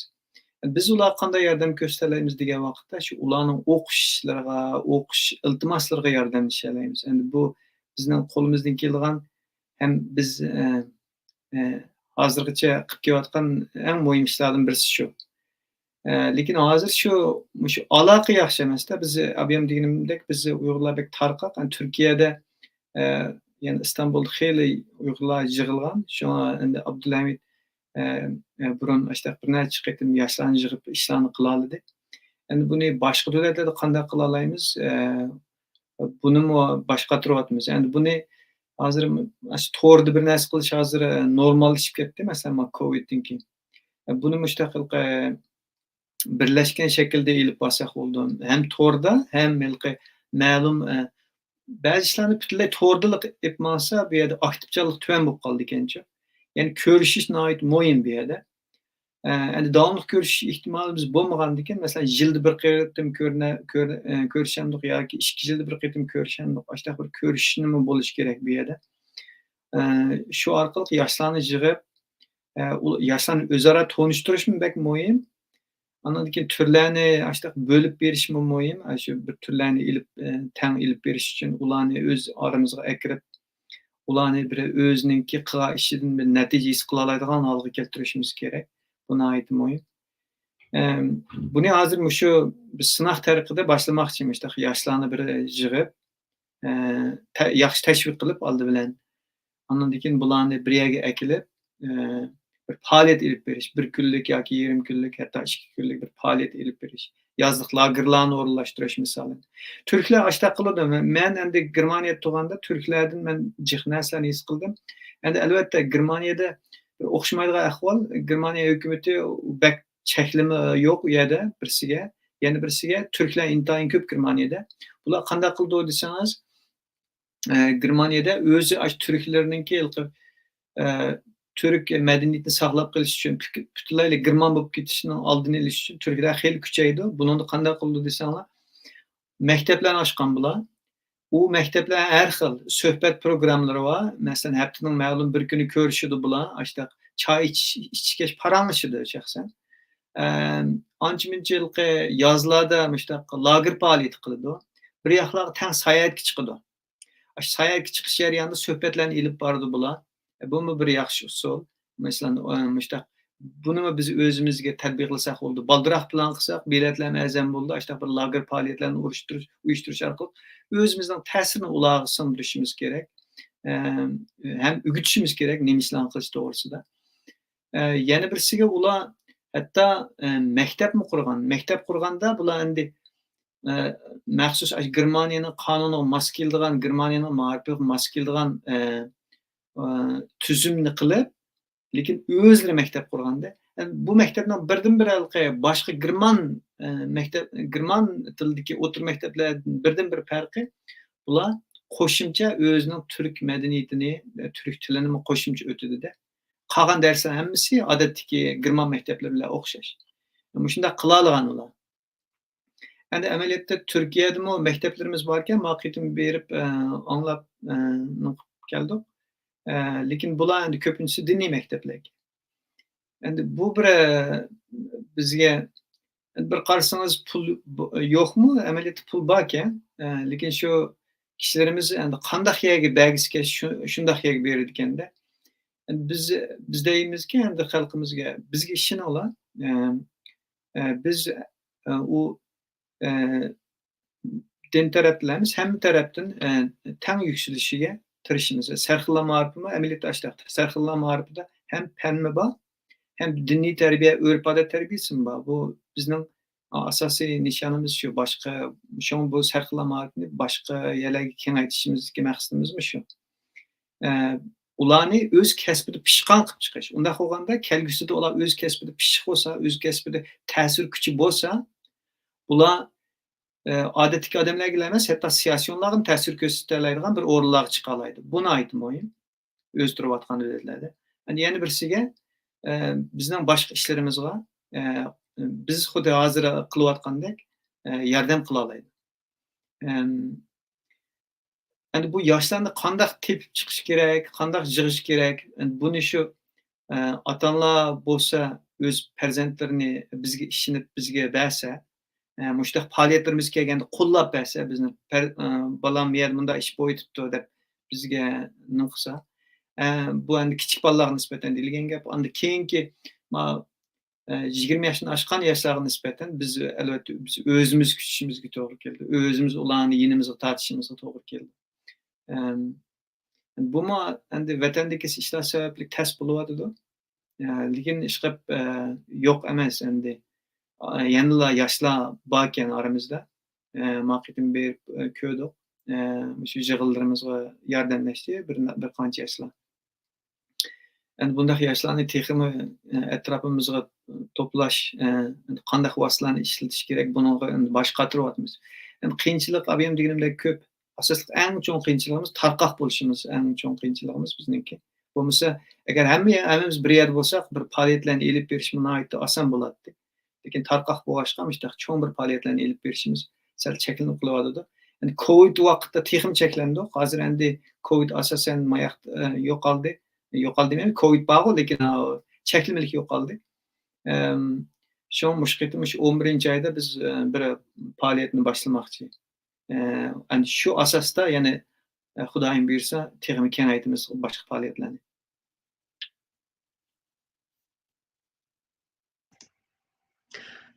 Rahmat. Albatta bu yoshlarni a'zolik demasidan hamda deganingizdek ko'p yoshlarimiz yo'q. Bundan keyin hamda texmi kengaytiradiganligimizni dedingiz. Bundan keyin texim ko'p yoshlarni atrofimizga to'plab texim yaxshi tarbiyalashga tirishimiz dedingiz. Doim bo'lsa ishlaringlar utuq tilayman deganingizdek qiyinchiliklar bek ko'p, ammo hamda tirishyapsizlar. Turkiyada deganingizdek yoshlarimiz xeyli ko'p hamda burungi o'xshamasimi, hozirmi hamda bor deb aytishga bo'ldi. Bularni hamda har xil sohalarda yetishtirish kerak.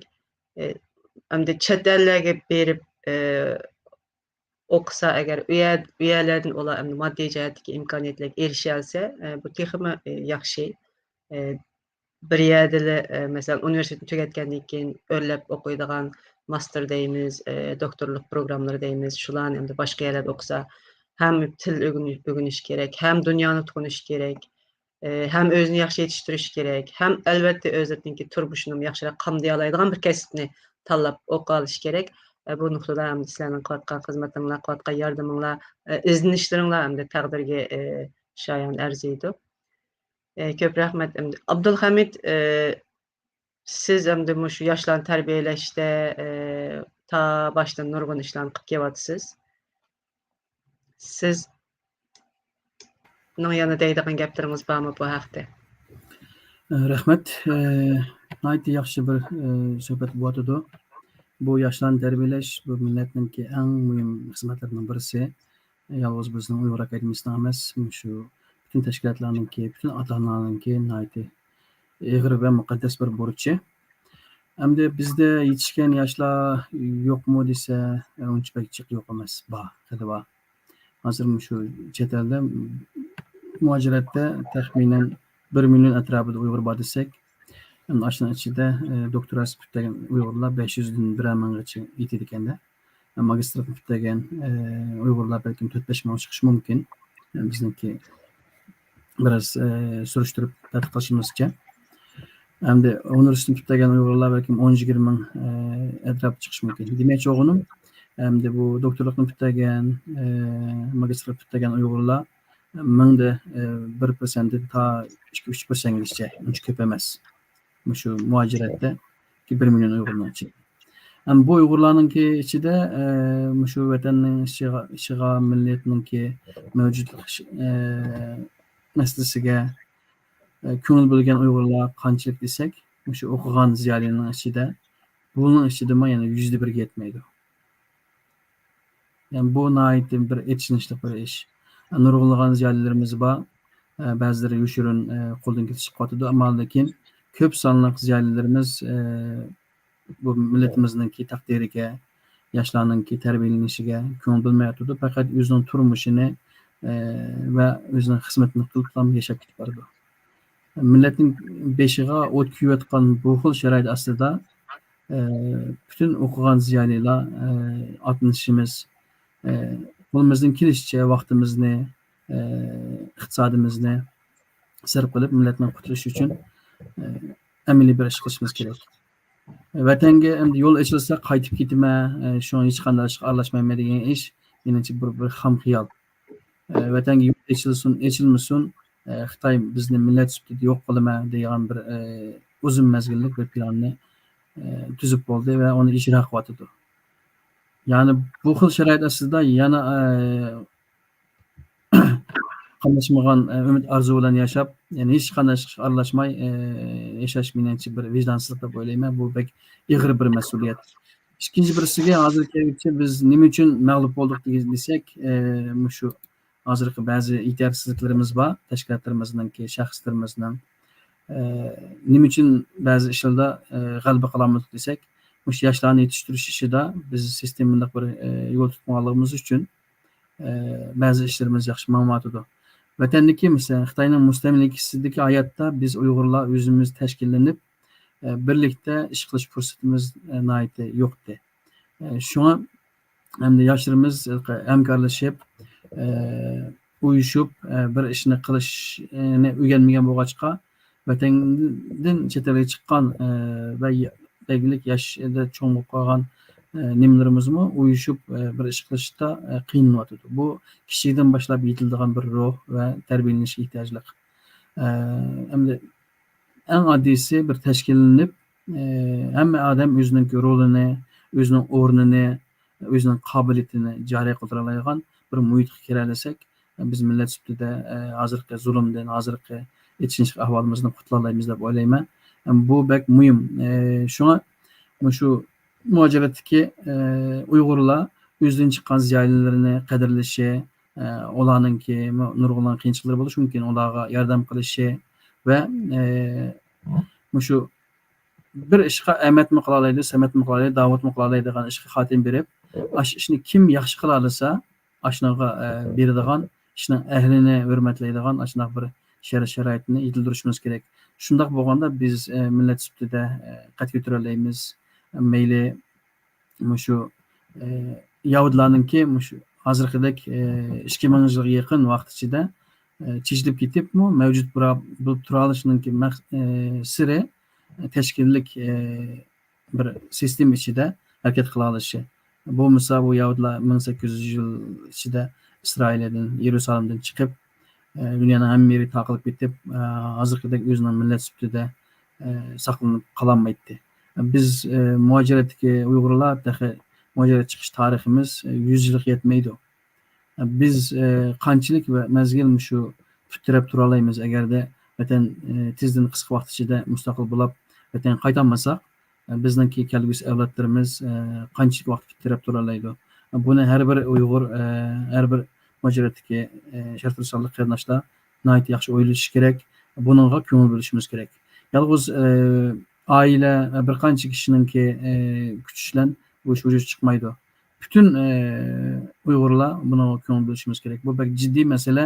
Agar biz buni yaxshi qila olsak, millat sifatida mavjudligimizni saqlab qola olamiz, ham o'zimizningki vatanimizningki mustaqilligiga erishtira olamiz.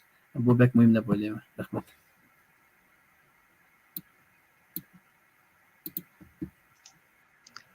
Köp rahmet Abdülhamid.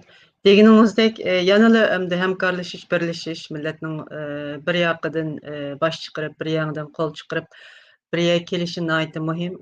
Onun dinkin Kıtatqı birlikte Yusuf Hacip bilimlik adam bilimiden zakat veriş gerek deydiken, bana bek tesir kılandı bu.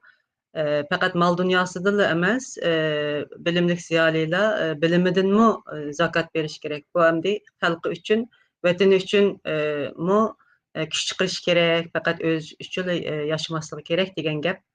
Meyli bu bilim kaysadı buluşunun kat'i nazar bilimlikler milletin bekrek oyluş gerek.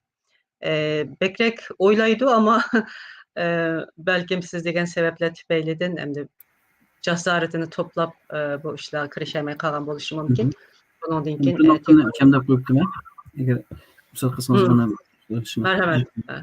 Qani.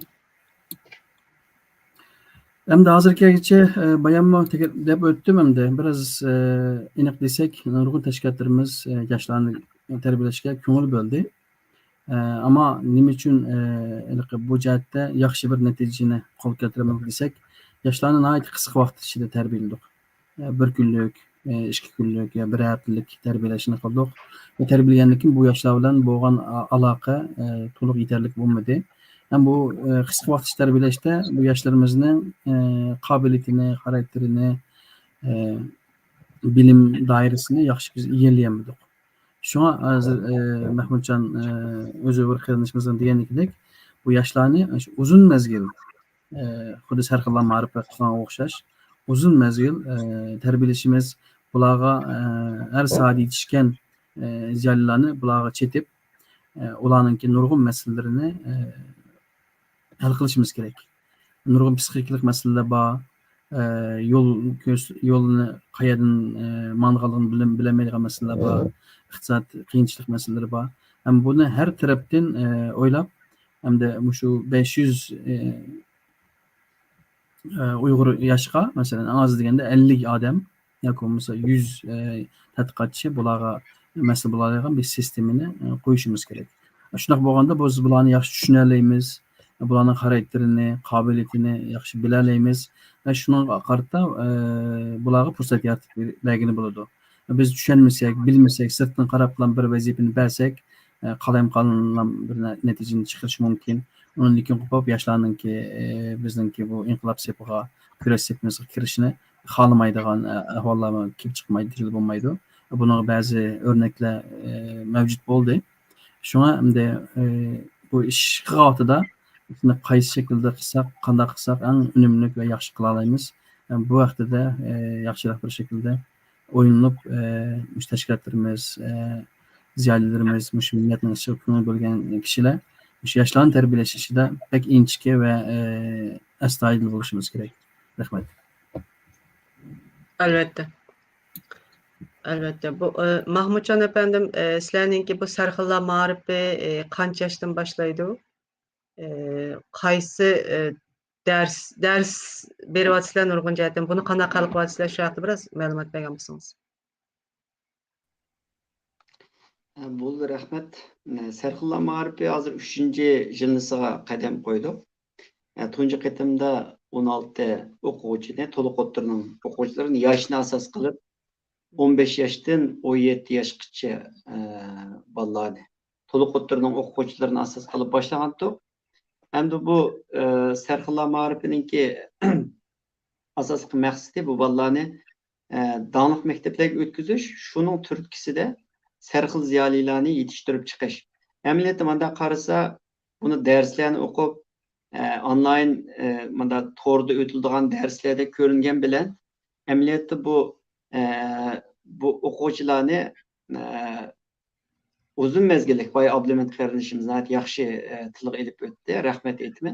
Uzun məzgillik, məsələn, bir aylık ya 2 aylık ya 1 yıllık bu balalarını bir derslerde, matematik, İngilizlerde terbiyelep bularını bir bilgiye ya bilimge ilgi koyaş emez. Yakımız bu balalarını üniversitenin, yaxşı üniversiteler tavsiye kılıp ötküzüp koyaş emez.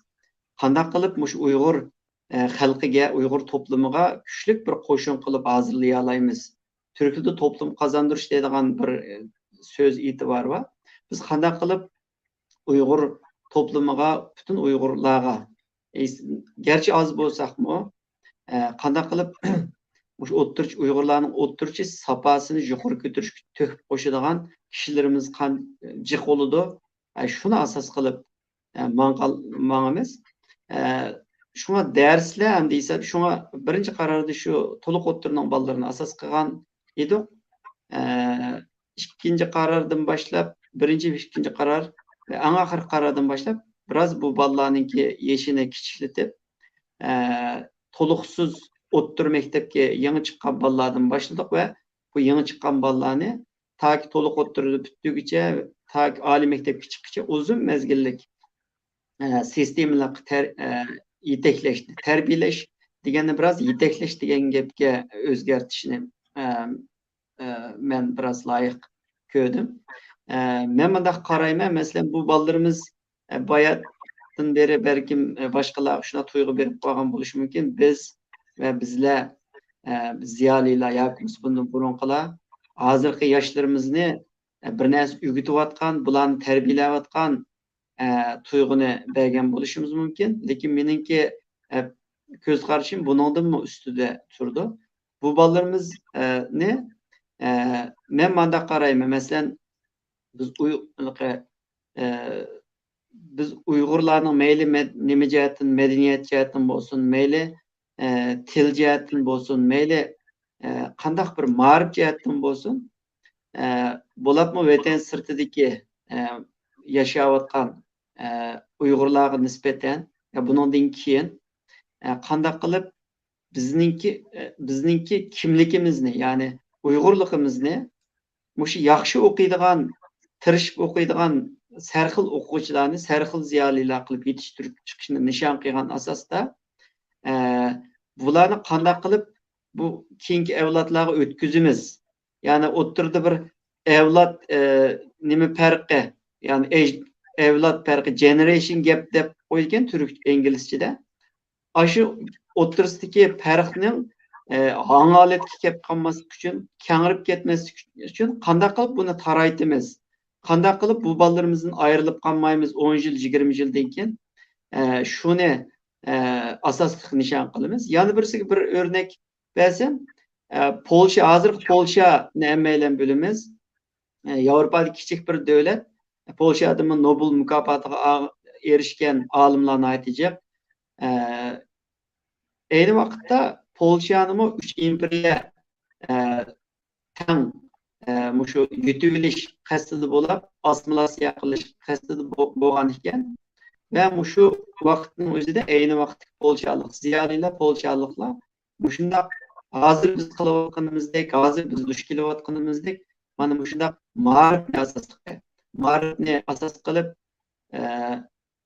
yer osti universitetlarni, maktablarni qurib, o'zining tilini va madaniyatini saqlab qolish uchun tirishgan ekan. Ve şunun Türkis'te hazır biz görüyoruz Polşa'nı, nayeti güçlük, Avrupa'daki güçlük devletlerden birisi meyle. Qaysi cihetten, mağrib cihetten bozun nispeten. İsabda bu yerde bir mağribnin işiği berip takılırken, mağrib mandaşık etkanda bu şu milletninki terakkiyatı oturtu sapasını yukarı götürüşte nayeti mühim rol ederken. Bu şu Yaponiyanın bunun nayeti yaxşı bir ülgü bolalaydı. Yaponiyanın ma'rifiga sağan silinma ve ma'rifga bo'lgan ko'ngil bilish yaxshi bo'lganlik uchun Yaponiyaningki insonlarningki sapasi, o'tirchi sapasi nayt yuqori shu dunyo bo'yicha. Gerçi Yaponiya kichikgina bir o'lka, davlat bo'lsa-mu, iqtisodiy jihatdan, fan texnika jihatdan, kishilarning sapasi jihatdan nayt yuqori o'rinda turdi. Hamda men manda o'ylayman, biz baya mesela az dolu qaqshab maqalimiz ziyolilar jim turib oldi, bu ishga qo'lini tiqmadi deb. Hisobda buning da har xil sabablar bo'lishi mumkin. Har kimning kasbiy jihatdan bo'lsin, turmush jihatdan bo'lsin, buningga mos kelmasliklari yoki xohlamasliklari mumkin. Lekin yana bir tarafdan o'ylasak, har qanday bo'lishidan qat'iy nazar, mushu Uyg'ur millatimizga hozir vaqtda qandaqli bir yetishgan odamning kishilik xarakteri nacharlan bo'lmasa, Uyg'urligini inkorli qilmaydigan inson bo'lsa, mayli akademik tashkilot ishlariga kirgan bo'lsin, kirmagan bo'lsin, yoshirin qilgan bo'lsin yoki oshkora qilgan bo'lsin, mushu Uyg'ur millatimizga qozondirilgan yoki Uyg'ur millatimizga qilgan bir to'hfa bo'ladi ekan. Şu ma'rif, mayli sarxillar ma'rifi bo'lsin, mayli boshqa tarbiyalash ma'riflari bo'lsin, buningda nayt halqaliq bek muhim rol o'ynaydi ekan. Shunga hozir biz shuni asos qilib turib, men ko'pincha mendan sarxillar ma'rif haqida so'ragan ota-onalarga va saboqdoshlarga sizlarning kursinglar manda ekan, qandaq darslarni o'tasiz deb so'ragan vaqtida men darhol radiya bermay, biz kurs emas. Biz darsni o'tmasakmi bo'ladi? Bu bizning darslarimiz emniyette bu ballarga nispeten o derecede nime emas, zörür emas mandaşık bir kavakta. Lekin şu ders arkalı bu ballar her günü birer saat bolsumu özürak körüşüp durdu. Sabahdaş altını saklap durdu. Emniyette bolsa bu ballar mektepte 8 saat normal şekilde bir yerge kelip okusa texmi yaxşı bolatdy. Lekin o şarait hazırcha bizde bolmagandiken tor yüzlü bolsumu her günü körüşüp dursa, her günü ahli idisi manda yenilinip dursa, kallısı manda biz şemşerinin pişakını bülep durumuz emas mı? Bülep dursak iş çıktırdı. Şunun okşaş her günü yenilinip durdu. Muş şekilde türtkü boldu bizden derslerimiz. Şu derslerimizden başka hep dahillarda şu akademiyanın işçideki ziyalilarınki ve başka ziyalilarının tonulgan kişilerinki ballağa ilham bergi için notukları, leksiyaları buludu. Bu nait okuşlarga payda yetkizdi. Bu bizden başka nimilden periklendirdiğin yaxşı bir taraflarımızdan birisi. Yani birisi bu ballarımız mı biraz tirişadigan, o'qishni yaxshi xohlaydigan, tirishchan, aqlli o'quvchilar. Chunki biz buni bolalarni imtihon elib qabul qilganligimiz uchun.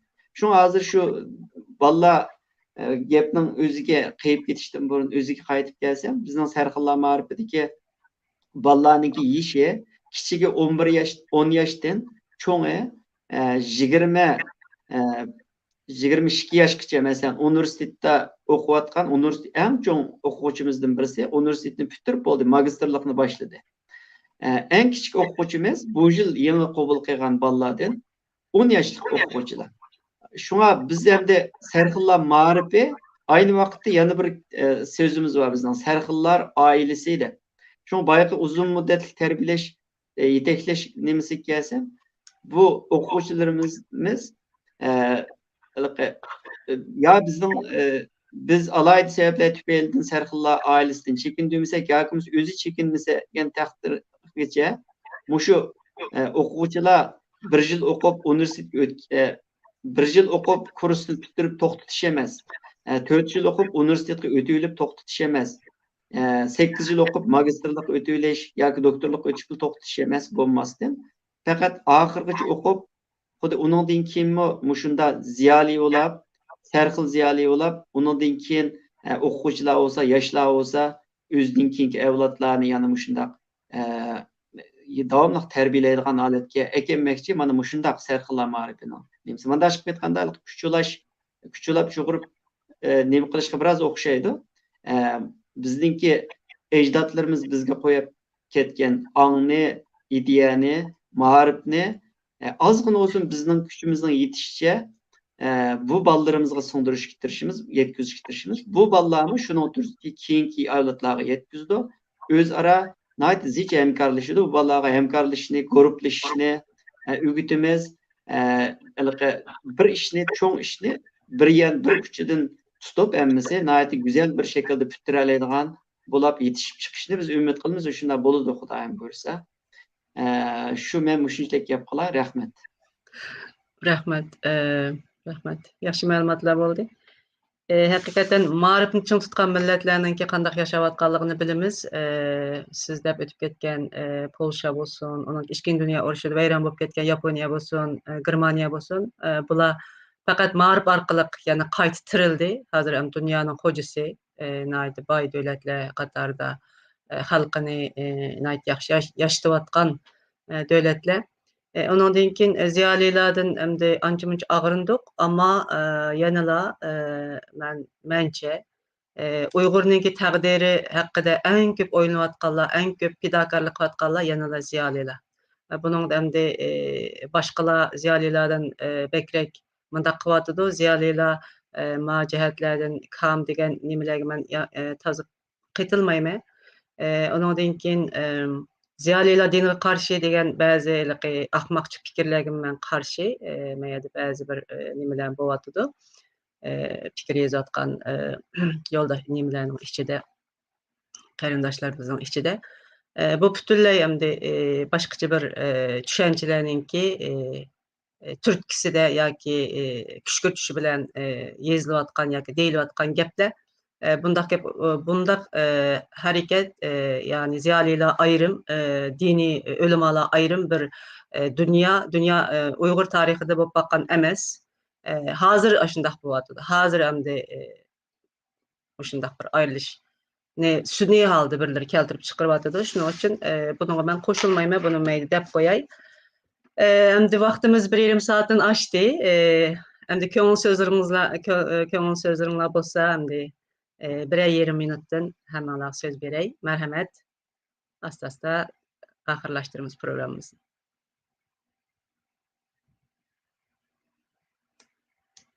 Doktor Mehmet Emin Abbas efendimden başlayalım size. Rahmet. Merhamet. Hakikaten milletimiz bir kriz içinde, hem de muş kriz içinde nurgun kıyındaşlarımızdan teğet kılışı normal. Lakin biz ziyaliler bu süpütümüz bilen ait salmak bulmamız lazım. Yani uzun göz tutuşumuz gerek. Bizden da davayımız olun bir kaç yıllıkta belki 10 yıllık dava buluşu mümkün. Şuna bununla biz bir zödür bir koşunni yetiştirip hazırlık haleti tutmamız lazım. Demek abim kıyındaşlarımızda böyütken şu yaşlar terbiyeleş, yaşlarını bir keyin ulap davamlaştıralaydigan bir naydı. Zor küçük bir koşun yetiştirip çıkış hem biz için naydı mumuyum. Biz salmaklık bilen şu işini kılışımız gerek emas. Kılışımız da gerek dep turmadık hakikaten. Bu planla naydı yaş tüzüp çıktık. Yaşlar terbiyeleş programısı tüzülüp çıktı. Bizden akademiyanın içinde yaşlar hizmeti grupsu var. Bu grupsu da kıyındaşımız Balat Açınok mesul. Demek biz bu programın yaxşı tüzüp çıktık. Bunun keyinde abiyemen degen yaşlar bir koşun var. Küçük koşun var. Yani akademiyanın azalarımı bu programın ait küçük kollaydı öndi. Demek hem de bunu bir uzun mezgillik, izçılık bilen edip beriş için abim degende iqtisat meselesiga takışıdı. Hem de şu bunu aldı bilen kısa mezgil şu aldığımızdaki bir çıkıcılıkçılıkı iqtisat meselesine hal kılışımız gerek. Bunun için elbette kıyındaşlarımızdaki maddi cihetten hem manevi cihetten mi qo'llab berishini chin dilimizdan umid qilamiz. Bunun qo'shim chiqsak biz akademiya Amerikada Uyghur Academic Foundation deb ya'ni foyda qozonmaydigan tashkilot sifatida tizim qoldirilib qurildi. Ya'ni hisobot ichildi. Turkiyadagi qarindoshlarimiz uchun Turkiyada Uyghur Akademiya vakfi bor. Demak, shu xil vosita orqali qarindoshlarimiz akademiyaning xizmatlarini qo'llab bersa bo'ladi. Ko'p rahmat. Rahmet. Nametcan efendim. Rahmet. Jig'ibek kelsak, o akademiyamiz mushu hozir asosan tarbiyalash yoki yetakchilik qilish asos qilyotidi. Baya Mahmudjon bir qancha davlatlarniki, millatlarniki ahvolini misol qilib o'tib ketdi. Menga oxirat deydiganim shu ben ma'rif bilan o'zimizni qutqazmasak, boshqa biri kelib bizni qutqizib qo'ymaydi. Buni çok hammamiz bilishimiz kerak. Hozirgi ahvolimizni qutulish, kelgusi millat yoki davlatimizni taraqqiy qilishmi, ya'ni shu ma'rifda yanmasak olmaydi. Eng qisqa bir misol bilan tugayman so'zimni. Hozirgi ahvolga qaraydigan bo'lsak, shu arab davlatlarida bir qancha davlatlar va bilamiz. Saudiya Arabiston, Qatar, Kuvaytga o'xshash iqtisodiy intan yuqori, kishi beshi qilgan shu iqtisodiy milliy daromadmi eng yuqori davlatlarning bir sohaslar. Ama ishlab chiqarish barmi, ishlab chiqarish yo'q, fan texnikam yo'q. Asosan neft, Alloh bergan neftni setish orqali iqtisod kuchlangan. Ham bir tarafdan qaraydigan bo'lsak, mana Germaniya, Yaponiya yoki Amerika boshqa davlatlarda shu ma'rif orqali, iqtisodiy orqali, fan texnika orqali o'zining iqtisodini kuchlantirgan va ikki davlatniki, ikki millatniki shu dunyodagi obro'y qaraydigan bo'lsak, hurmat qaraydigan bo'lsak, fan texnik orqali, ma'rif orqali iqtisodiy kuch ega davlatlarniki yerlik o'zida bor narsani sotgan qaraganda bekchin farqlidir. Shunlashqanda bu ma'rifga kuch qo'shish, ma'rifni taraqqiy qildirish kelgusi millatimizning kelgusi uchun intayin muhim. Shunlashqa hammaylar qo'limizdan kelishicha kuchsak cho'qim bizmi shu hozirgi dunyodagi madaniy yoki ilg'or millatlar qatorisiga qisqa vaqtda kiralaymiz deb ishonchim bilan ham qila olamiz inshaalloh. Rahmat. Rahmet. Barat Açınok efendim. Yani biz ziyade degan qalpaqni kiyib elib, endi har xil gaplarni anglaymiz.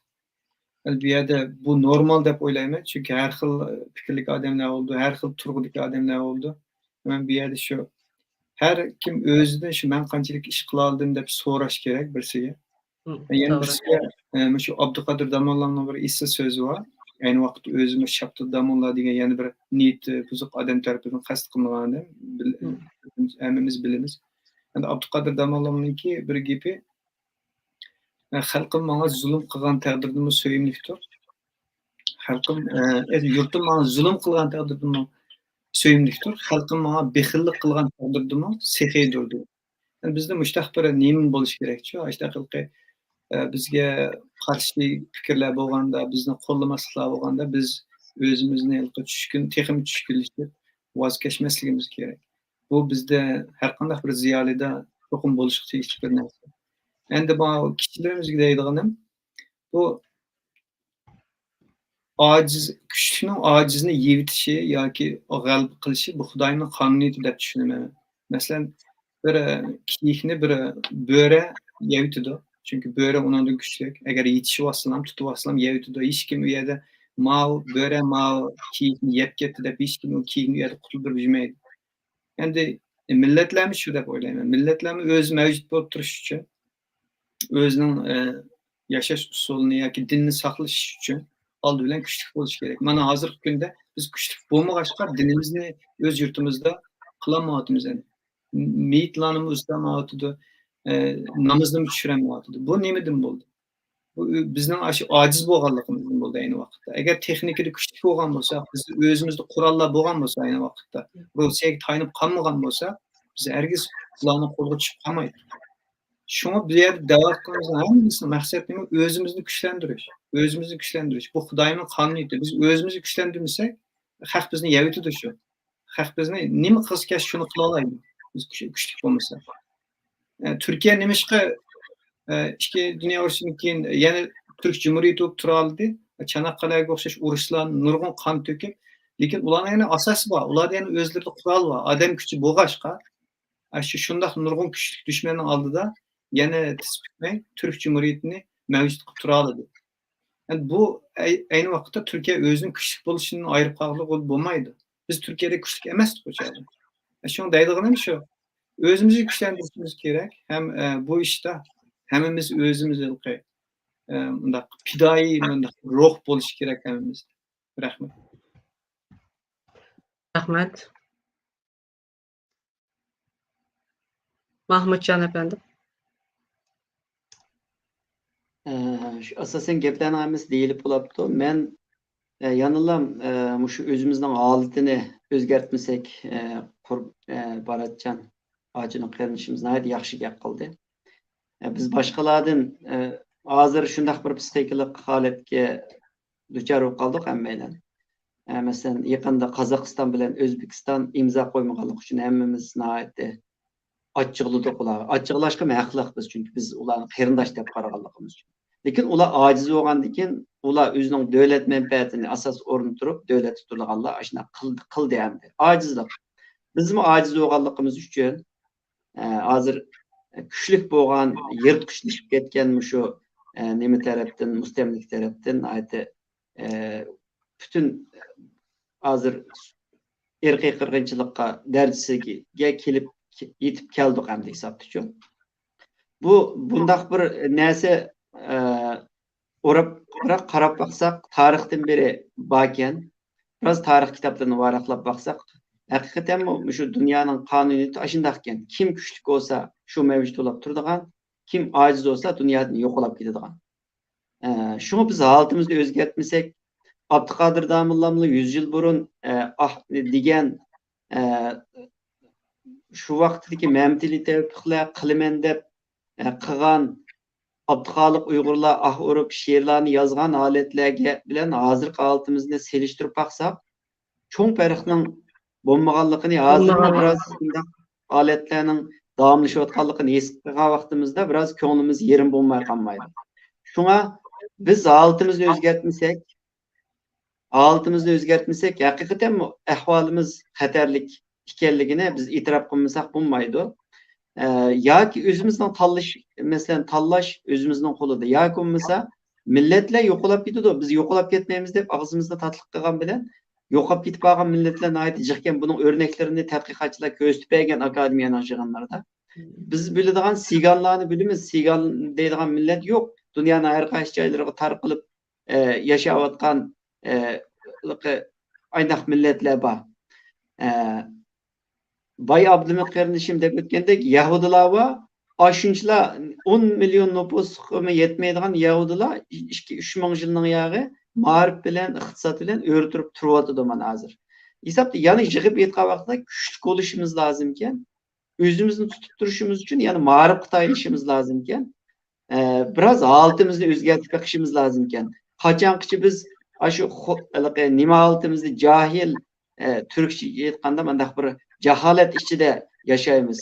Qachongacha nim qilayotganda bir o'zimizni tik turmaymiz hisobda. Qanday qilib avlodlarimizga miros qoldirsak bo'lmaydi deb qarayman. Altimizni avlodlarimizga miros qoldirsak bo'lmaydi. Avlodlarimizda bir alayda darajada bir yükselish bo'lishi lozim. Bizdan nechasi ishib ketishi lozim. Hozir altimizda nechasi ishib ketsinki, keyin boshqadan yop-yangi olib bir tirilib chiqayli biz ve anadaki şunun türküsüde Xudoyning yaratgan qonuniyati bilan anadaki biz o'rtirib bo'la olayli. Biz boshqalarni tillasak, boshqalardan og'rinsak, og'ringan bo'yichimiz qelaverdi ekan, yani dunyo cho'gilab ketaverdi ekan, shuni biz yanillam o'zimiz tirishmasak, bu tirishgan vaqtda biz albatta ömrimiz cheklik, vaqtimiz cheklik, biz qerib tugaymiz, o'limiz, lekin bu vatanning sirtida o'zining kim ekanligini bilmayotgan, qiynalib nurg'un yosh bolalarimiz bor. Bular 10 yildan keyin aniqla o'tirg'i bo'linib chiqadi, hozir bo'linmagan bilan. Bu nihoyat muhim, qo'rqinchli bir ahvol mandashib ketganda-chu.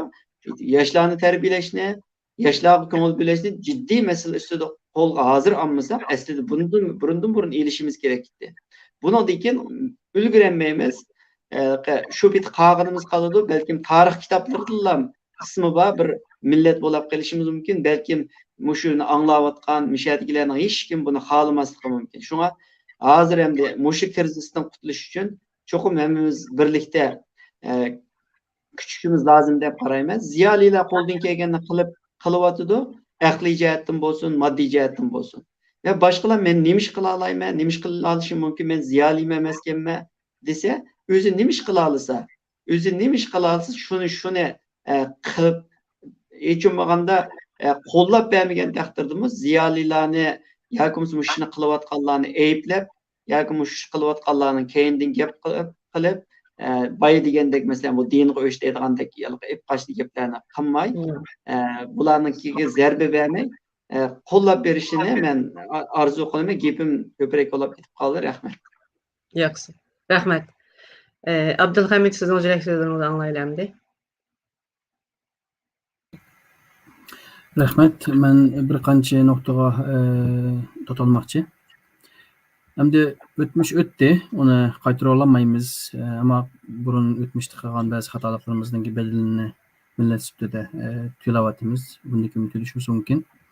Endi demakchi o'g'lim, bundan keyin kuchli bir millat bo'lishimiz uchun mumkin bo'lsa shu o'qimishliq ziyolilarimizningki o'zining qurbidan yetishicha qaytadan bir o'ylanib, qaytadan bir shu qilalaygan ishni bo'libmi xolis millat uchun, millatniki taraqqiyoti uchun, kuchlanish uchun qo'ldan kelishicha kuch qo'shishini umid qilaman va samimiyatdan so'rayman. Chunki bir insonning yetishishi unda oson emas. 20-30 yillar ketadi, ma'lum bir sohada yetishib chiqishi oson emas. Shunga o'sha o'qigan insonlarni qadrlashimiz, ularning ko'proq aloqada bo'lishimiz kerak. Hamda shu millatimizdan, normal xalqimizdan bu ziyolilarni og'rinmay, ziyolilarga ko'proq yaqinlashishni, ulardan ko'proq fikrlashishni, ularninki shu millat uchun ko'proq ish qilishga rag'batlantirishni umid qilaman. Ondan keyin bu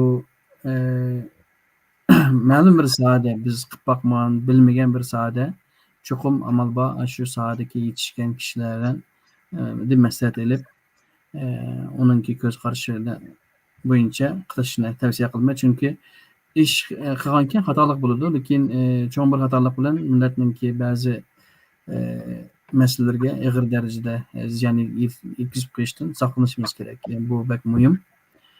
Oxirida inshaalloh bunga ma'rifimizga ko'ngil bo'lsak, ma'lum vaqtdan keyin cho'qim bir kuchli millat bo'laymiz va shu zulmdan, Xitoyninki mustamlikasidan qutulib o'zimizningki vatanida erkin ozoda yashashga fursat bo'ladi. Bunga men shaxsan ishonaman. Rahmat. Ko'p rahmat. Başqa? Bizga ma'lum Uyg'ur akademiyasi xalqimizni fan ma'rif jihatdan tarbiyalash, ilm irfon jihatdan uyg'otish uchun uzun yillardan buyon xizmat qilib kelyotidi. Men bunga shohid. Uyg'ur yoshlarni tarbiyalash jihatdami yana ziyolilarimiz va akademiyaga har xil tashkilotlarimizning ma'rif faoliyatlariga bo'libmi ma'rif faoliyatlariga tayanishga to'g'ri keldi.